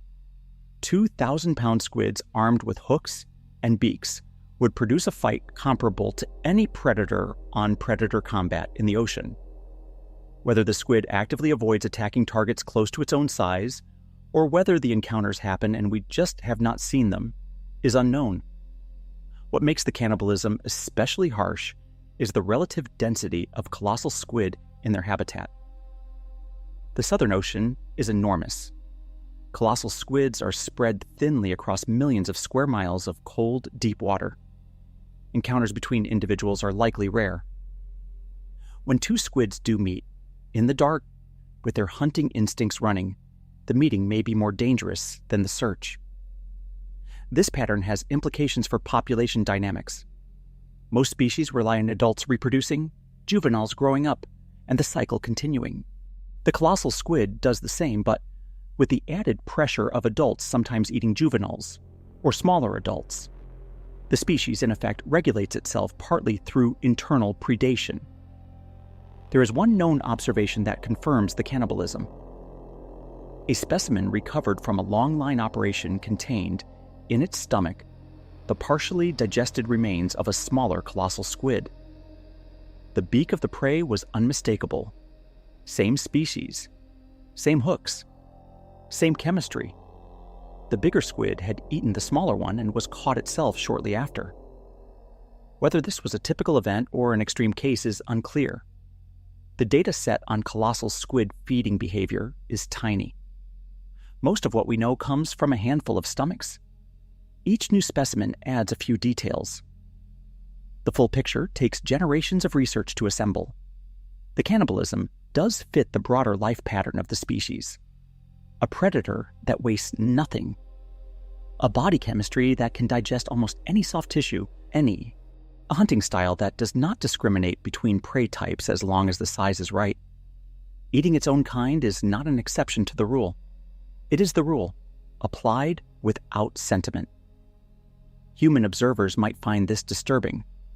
Most predators humans see in nature, documentaries like lions or wolves, rarely eat their own. Cannibalism in those species is the result of stress or starvation, not normal behavior. The colossal squid does not have the same restrictions. Its lifestyle is solitary, opportunistic, and indifferent to species identity. If a meal swims by, it is a meal. This same indifference shapes other parts of its biology. The way it reproduces, the way it grows, the way females, much larger than males, take a leading role in the species' survival. In most animals, males are larger than females. Lions, deer, most birds, most mammals. The pattern is so common that the reverse seems strange. The colossal squid reverses it. Female colossal squids grow significantly larger than males. The largest specimens ever recorded have all been female. The biggest weights, the biggest beaks, the biggest mantle lengths have all come from female bodies. Males exist, and they reach respectable size, but they do not match the females in mass. This pattern, called reverse sexual dimorphism, appears in some other deep-sea animals. Anglerfish are a famous example. In some anglerfish species, the male is so much smaller than the female that he attaches himself to her body and lives as a parasite, contributing only sperm. The colossal squid is not that extreme, but the basic logic is similar. The reason has to do with reproduction. A female colossal squid carries enormous numbers of eggs. Some specimens have been estimated to hold over 4 million oocytes, the cells that develop into eggs. That is a staggering reproductive output, one of the highest known among large marine animals. To carry that many eggs, the female needs a large body. The bigger she is, the more eggs she can produce and the more offspring she can release into the ocean. Larger females also have more energy reserves. In an environment as harsh as the Southern Ocean, reproduction is expensive. The female has to grow eggs, find a way to fertilize them, and produce a viable spawn. All of this requires calories the female stored up over years of hunting. A bigger body holds more calories. The males, by contrast, have a different job. Their main biological role is to deliver sperm. They do not need to be huge for this. They need to be mobile, capable of finding females in vast empty waters, and equipped to deliver their genetic material when they do. The mating itself remains poorly understood. Almost no observations exist. What is known comes from anatomy. Adult males have a specialized arm called a hectocotylus that they use to transfer sperm. The transfer involves attaching a packet of sperm, called a spermatophore, somewhere on the female's body. From there, the sperm is stored until the female is ready to fertilize her eggs. The packet attachment may not be gentle. Some squid species have aggressive mating. where the male essentially injects sperm packets through the female's skin. Whether colossal squid follow this pattern is unknown. Given the size difference between males and females, and the fact that the female could probably eat the male if she wanted to, mating is likely a careful, brief event. Once fertilized, the female releases her eggs into the water. Where she releases them exactly is one of the great mysteries of the species. Adult colossal squids live in deep water, but juveniles have been found in shallower zones. This suggests that the eggs may be released near the surface, or that they drift upward as they develop. What the eggs look like, where they hatch, and how the babies survive their first weeks of life are open questions. The discovery of the juvenile filmed in 2025 gave researchers the first live look at an animal that age, but the early life cycle is still mostly a guess. The numbers, however, are clear. A single female colossal squid can release millions of eggs in a lifetime. Most will not survive. The deep ocean is brutal on tiny prey items. Birds, fish, seals, and other squids will eat the vast majority. Only a handful from each batch will reach adulthood, find their own territory in the deep water, and continue the cycle. The species survives by sheer numbers, made possible by the size of the female.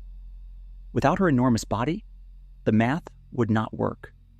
There would not be enough eggs to compensate for the losses. But 4 million eggs released into Antarctic water is a lot of potential life. Most of it gets eaten. A few percent makes it. And those few become the next generation of monsters. A female colossal squid can produce over 4 million eggs in her lifetime. Each one is small, around 2 millimeters across. Each one carries the genetic blueprint for a creature that may grow into the heaviest invertebrate on Earth. Almost none of these eggs have ever been observed. Nobody has filmed a colossal squid releasing eggs. Nobody has seen the eggs floating in Antarctic water. Nobody has watched one hatch. The entire reproductive event, from spawning to hatching, is theoretical. We know it happens because adult colossal squids exist. We know roughly how many eggs are involved because dissected females have given us oocyte counts. The rest is reconstruction. Best estimates put the spawning season in late Antarctic summer, when surface waters are slightly warmer and food availability spikes. The female releases her eggs somewhere in the water column, possibly near the surface, possibly at depth. The eggs are buoyant enough to drift slowly. They are small enough to be hard to find with conventional scientific equipment. The hatching itself is invisible. Nobody knows whether colossal squid eggs hatch all at once or in waves. Nobody knows whether the babies emerge fully formed or pass through a larval stage. Some related squid species hatch as tiny copies of their parents. Others go through a planktonic larval phase before transforming into a juvenile shape. The colossal squid could do either. What we do know is that very young colossal squids are translucent, almost glass, easily mistaken for other glass squid species. They drift in the upper portions of the water column for weeks, possibly months, before sinking deeper as they grow. During this drift phase, they are extremely vulnerable. Birds dive on them from above. Larger fish gulp them down. Predatory invertebrates pluck them out of the water. Most do not survive. The mortality rate among juvenile colossal squids is almost certainly above 99%. From 4 million eggs, only a handful of squids ever reach adulthood. This statistical brutality is normal for marine animals. Many fish species, sea turtles, and invertebrates rely on producing massive numbers of offspring with the assumption that almost all will die. The colossal squid follows the same strategy, scaled up to the size demanded by its environment. The strategy works because the few that survive have decades to grow. Estimates of colossal squid lifespan vary, but most researchers believe an adult could live for 30 years or more, possibly longer in cold, deep water where metabolism runs slow.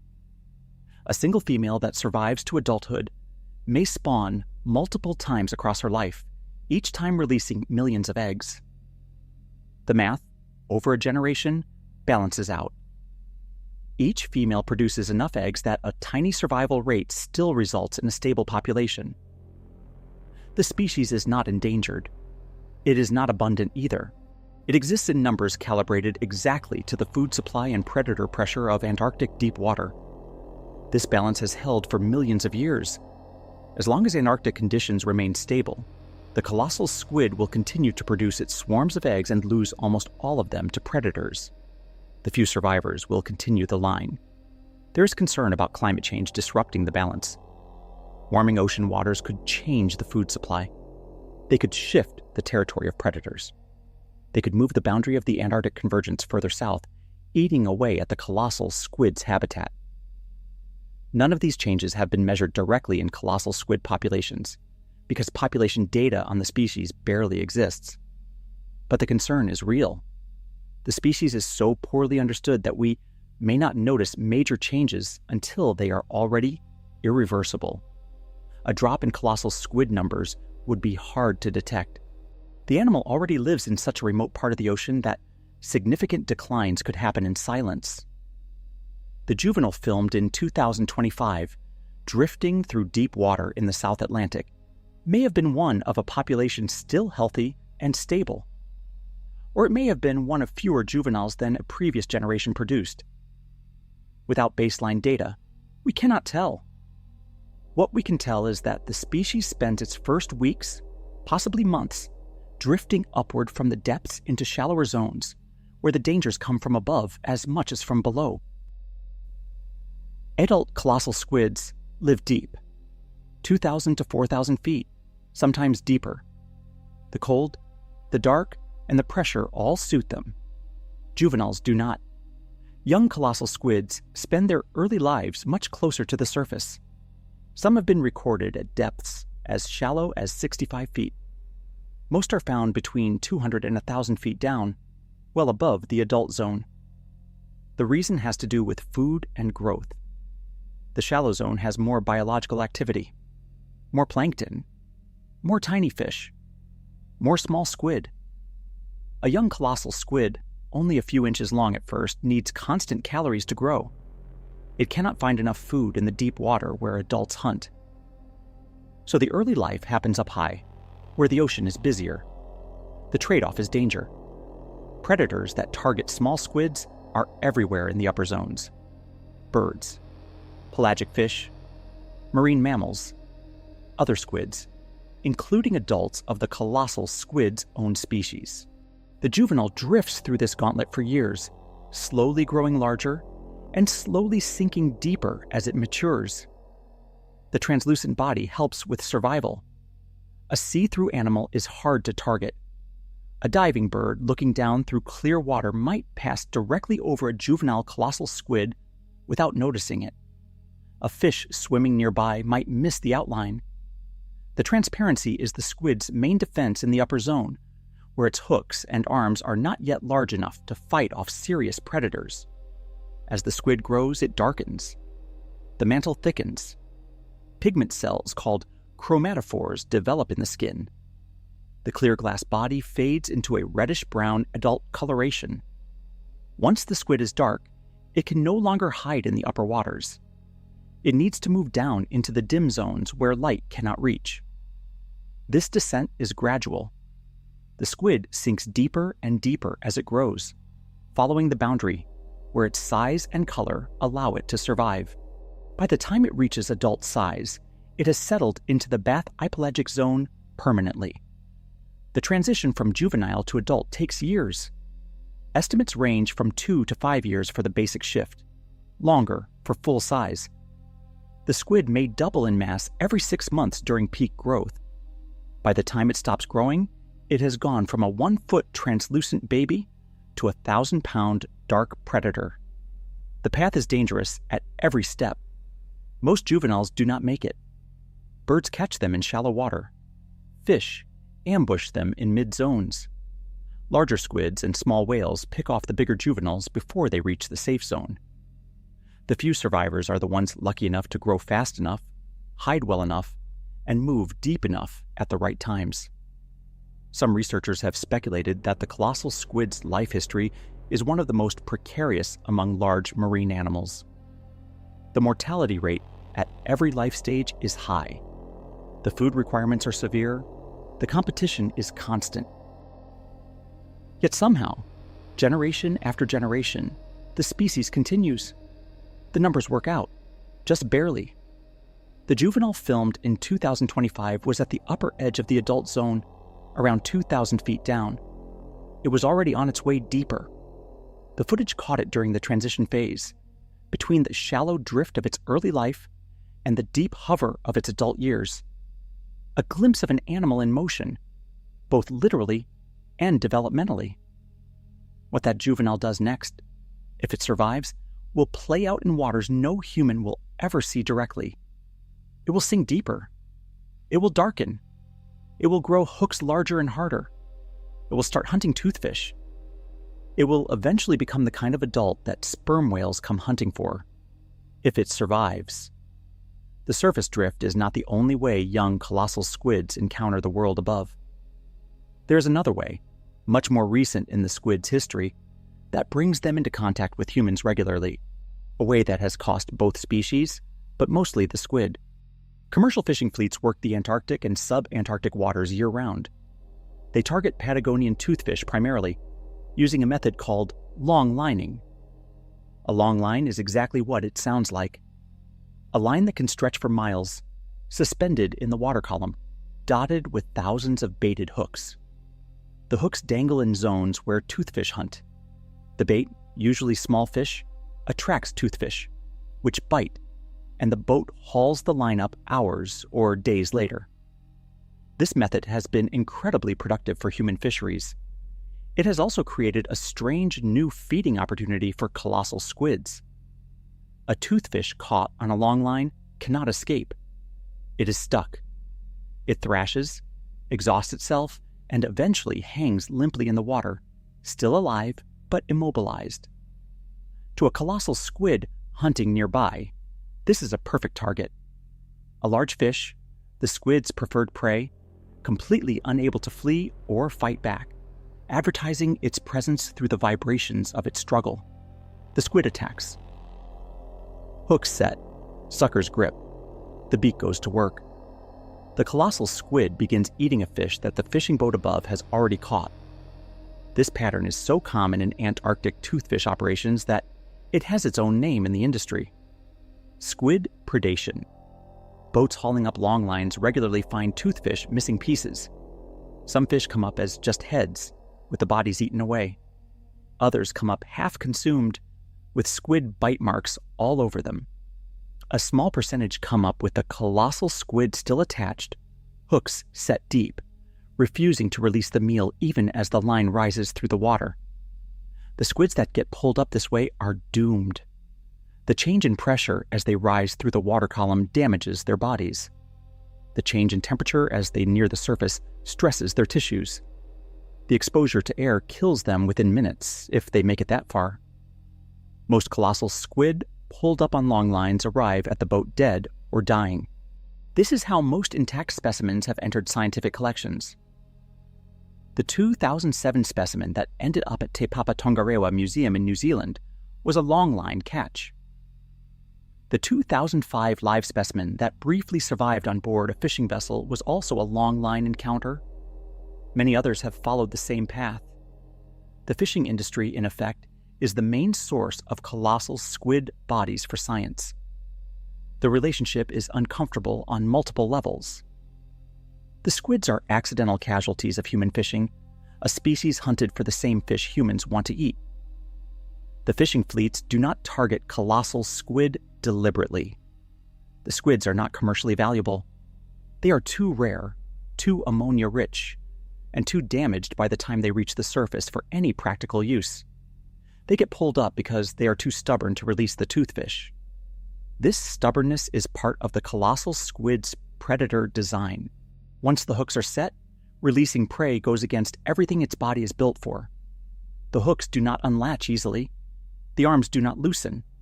The beak does not stop biting.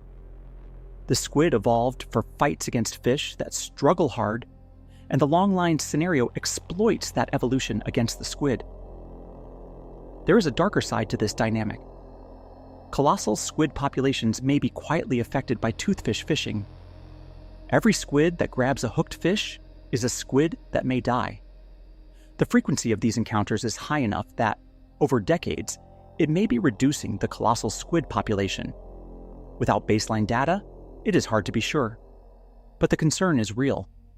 The long lines also disrupt the natural feeding patterns of the squids.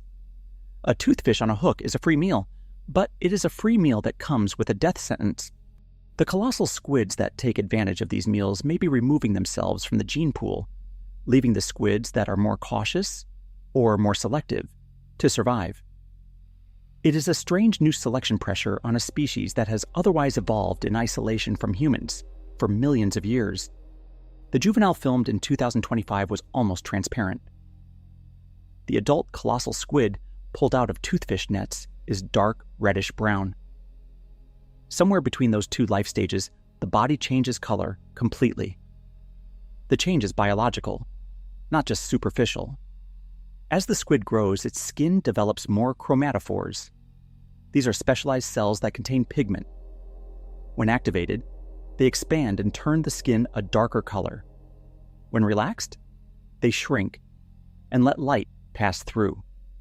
By controlling chromatophores, a squid can change its skin color in seconds. Adult colossal squids have so many chromatophores that the skin is almost always dark. The pigment dominates. Light no longer passes through. The body is opaque. The clear glass appearance of the juvenile is gone. The reason for the change has to do with environment and threat patterns. In shallow water, transparency is the best defense. Predators hunting from above or from the surrounding water cannot easily see through clear flesh. The juvenile colossal squid blends into the water itself. No coloring is needed because there is no background to match. In the deep water where adults live, transparency loses its value. There is no light to pass through the body. The water is black. A transparent body in pitch dark is no harder to detect than a colored body. Bioluminescent flashes from prey or predators reveal everything in their range, regardless of skin clarity. What does matter in the deep is absorbing as little light as possible. Sperm whales, the main threat to adults, do not hunt by sight. They hunt by sonar. But other deep-sea predators, including some smaller animals, do use the rare light that exists down there. A dark body absorbs flashes of bioluminescence rather than reflecting them. The squid becomes harder to see during the brief moments when light does appear. The dark color also helps in another way. When a colossal squid attacks prey, the prey may flash light defensively. Some deep-sea fish do this, releasing bioluminescent fluid in the hope of startling attackers. A dark-bodied squid absorbs the flash.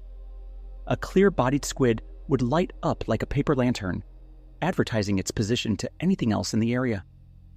The change in color is part of a broader transformation. Juvenile, colossal squids look fragile. Adults look armored.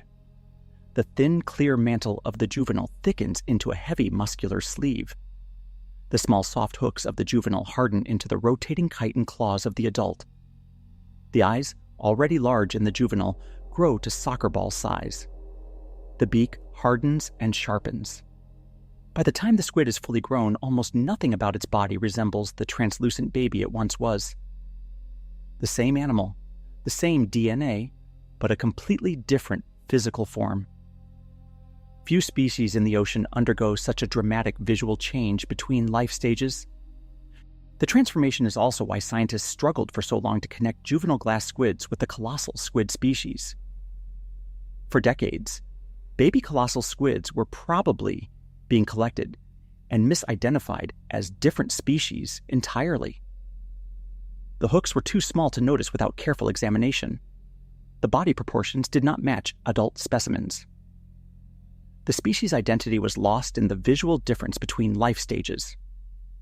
Even today, distinguishing juvenile colossal squids from related glass squid species requires expert eyes. The Schmidt Ocean Institute team that filmed the 2025 juvenile had to send the footage to specialists for confirmation. Without those specialists, the same footage might have been cataloged as just another unidentified glass squid. The transformation is a kind of biological cover. The species hides its early life inside the appearance of other species. It only becomes recognizable when it grows large enough and dark enough to look like the monster everyone expects. By that point, it is already living in waters almost no human reaches. The deepest confirmed sighting of a colossal squid came from indirect evidence. Beaks recovered from sperm whale stomachs include some collected from whales that were known to dive past 9,000 feet. The squid those beaks belonged to were almost certainly hunting at similar depths. 9,000 feet is over 1.5 miles straight down. To put that in human terms, the deepest scuba dive ever recorded reached just over 1,000 feet. The deepest a human submarine has gone with people inside is around 35,000 feet, but only a handful of times in history. Most ocean exploration happens above 3,000 feet. The colossal squid hunts below that, in zones where almost no human equipment ever travels. The pressure at 9,000 feet is roughly 270 times the pressure at the surface. A human at that depth would be crushed before any other concern mattered. Bone would compress. Tissue would liquefy. Nothing soft would survive. The colossal squid handles it through equalization. The water inside its body is the same pressure as the water outside. There is no airspace to compress. There is no bone structure to fracture. The animal is essentially a sack of flesh and ammonia, with a pressure that matches its surroundings exactly. From the squid's perspective, the depth is normal. The temperature at 9,000 feet in Antarctic waters hovers near freezing, roughly 28 to 30 degrees Fahrenheit, cold enough to kill any tropical fish in seconds. The colossal squid's chemistry is built for it. Its blood includes specialized proteins that prevent ice crystal formation. Its enzymes function at temperatures most life cannot tolerate. The light at 9,000 feet is zero, total absence. Any photons that started at the surface have been absorbed by the water above. The only light that exists at this depth comes from living organisms. Tiny shrimp glowing as they pass, jellyfish with built-in lamps, bioluminescent bacteria coating the bodies of larger animals. Sound at 9,000 feet is mostly silent. The pressure dampens noise. Water absorbs frequencies that travel well in shallow seas.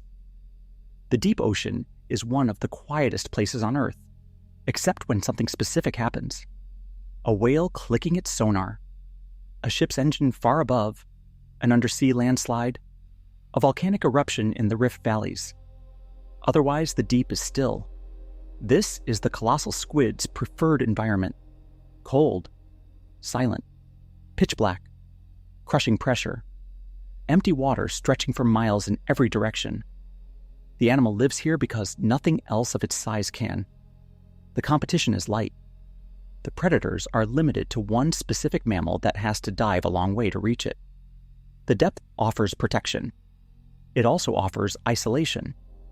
A colossal squid living at 9,000 feet may go years without encountering another member of its species. The Southern Ocean is enormous. The bathypelagic zone is enormous.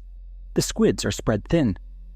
Most adults live solitary lives, broken only by occasional hunting attacks, occasional fights with sperm whales, and rare mating encounters.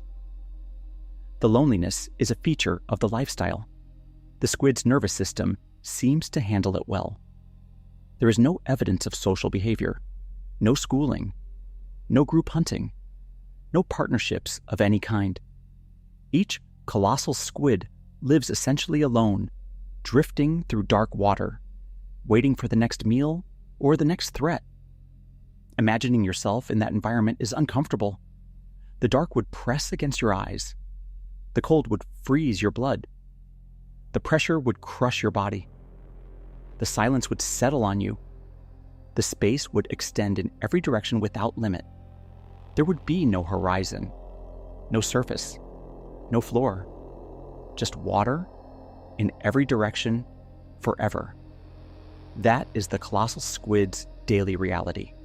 From birth in shallow water to death somewhere in the deep, The animal spends most of its existence in conditions that would kill nearly every other vertebrate alive.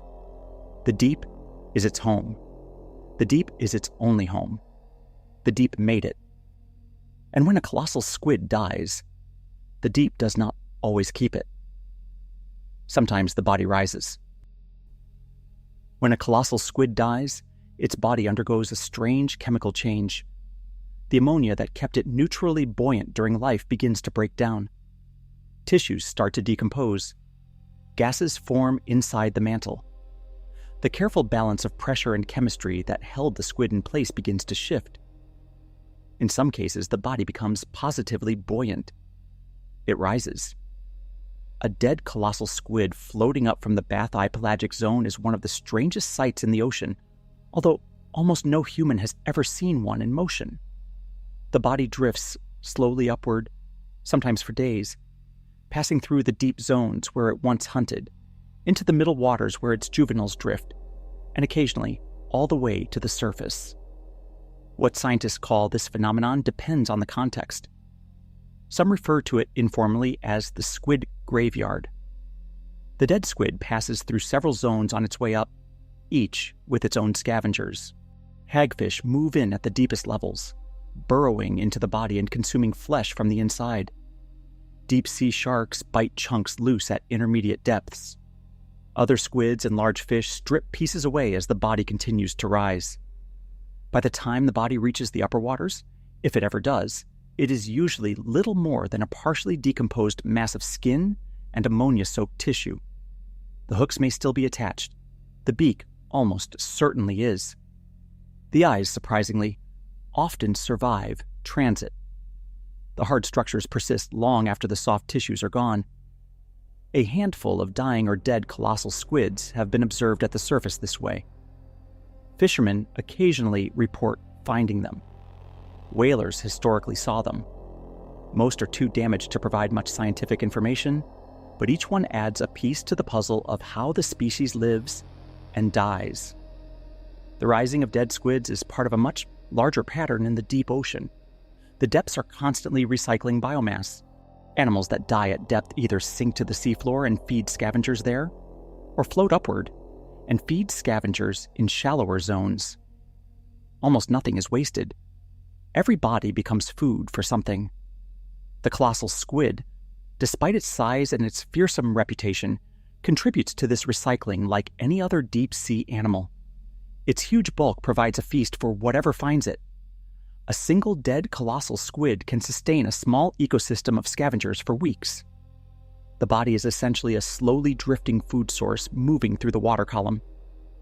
This is also one of the few ways scientists can study the species. A washed-up or floating colossal squid is one of the rare opportunities to examine an adult specimen up close. Every such body is collected when possible. Beaks are cataloged. Stomach contents are analyzed. The size is measured. The findings feed into the slow accumulation of knowledge about the species. The cycle of life and death in the deep is, in some ways, the colossal squid's most profound legacy. The animal lives quietly, hunts quietly, fights quietly with sperm whales, dies quietly, and feeds the deep water community even after death. Its body becomes part of the water, part of the food web, part of the carbon flow that connects the surface to the seafloor. There's a strange beauty in this, even in the violence and isolation that defines the species. The colossal squid does not waste anything. It eats what it can catch. It is eaten when it cannot defend itself. Its body returns to the ocean entirely. Nothing remains except the beak, the hardest part, which sometimes ends up in a sperm whale's stomach and sometimes washes ashore on Antarctic beaches, waiting to be picked up by the rare human who happens to be there. The colossal squid is a reminder of what the deep ocean is really like. Not empty, not silent, not lifeless, full of activity, much of it strange, almost all of it invisible to us. What it tells us about the rest of the ocean is unsettling. If a 1,000-pound predator has remained almost completely hidden for 100 years, what else might be down there? The colossal squid is not just a biological curiosity. It is a piece of evidence about what kinds of life can survive in environments most people assume are nearly empty. The Southern Ocean is one of the most extreme habitats on the planet. Cold, dark, isolated, pressure higher than almost any human-occupied space. Conditions that should make complex life difficult.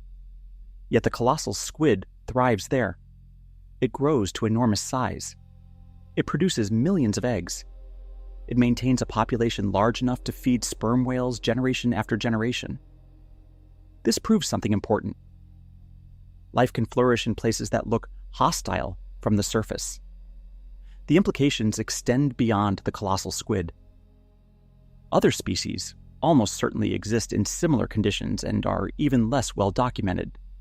The deep ocean covers most of Earth's surface area. Most of it has never been explored. Most of it is colder, deeper, and darker than the average human imagination assumes. If a colossal squid can survive there, what else can? Research expeditions in the past 2 decades have begun to answer this question. Each new dive reveals new species. The Schmidt Ocean Institute, the same organization that filmed the 2025 colossal squid, has documented dozens of previously unknown deep-sea animals during its expeditions. Some are tiny, some are large. All of them lived for millions of years without humans noticing. The deep ocean is, in many ways, the last frontier of biology on Earth. We know more about the surface of Mars than we do about most of the seafloor. We have cataloged more species in tropical rainforests than in the bathypelagic zone of the global ocean. The colossal squid is just the most famous example of a species that almost slipped past us entirely. There is also a broader implication for science fiction and astrobiology. Ice-covered moons like Europa and Enceladus in our own solar system may have liquid oceans beneath their frozen surfaces. The conditions on those moons would resemble Earth's deepest, coldest waters. Cold, dark, pressurized, possibly with hydrothermal vents driving chemistry similar to deep Earth oceans. If a colossal squid can exist in the Southern Ocean, life of some kind might exist in those alien oceans too. The colossal squid is a proof of concept. It demonstrates that complex life can thrive in environments that look uninhabitable from the outside. This argument has been used by space scientists for years. They point to the deep ocean of Earth as the closest analog to the conditions on icy moons. The animals living in the deep are the best evidence that liquid water under ice can support more than microbial life. The colossal squid, in particular, is a flagship example because of its size, its complexity, and its ecological role. The species also tells us something about the pace of discovery. 100 years passed between the species being named and the first live footage being captured. During those 100 years, science advanced enormously. Submarines were invented. Deep-sea cameras were developed. Remote-operated vehicles were built. The internet was created. Live streaming became routine. Yet, even with all that technology, the colossal squid stayed hidden until 2025. The deep ocean is just that hard to study. The same likely holds true for whatever else is down there. We are only at the beginning of finding out what the deep contains. The Falkor 2 will continue its expeditions. Other research vessels are joining the work. Ocean Census, the project that captured the colossal squid footage, has set a goal of identifying 10,000 new species in the next decade. Some of those species will be small. Some will be strange. Some perhaps will be even larger and more dangerous than anything currently known. The colossal squid was the headline species for 100 years. It may not be the headline species forever. There are reasons to believe that even bigger predators may still be down there, waiting to be found. For most of human history, the colossal squid was a legend, a rumor, a creature reconstructed from fragments. Even today, after the first live footage and decades of research, the species is mostly mystery. The largest specimens science has measured directly weigh around 1,100 pounds. The largest specimens reconstructed from beaks pulled out of whale stomachs may have weighed 1,500 pounds. Some estimates push that even higher. but beaks suggest there may be larger ones.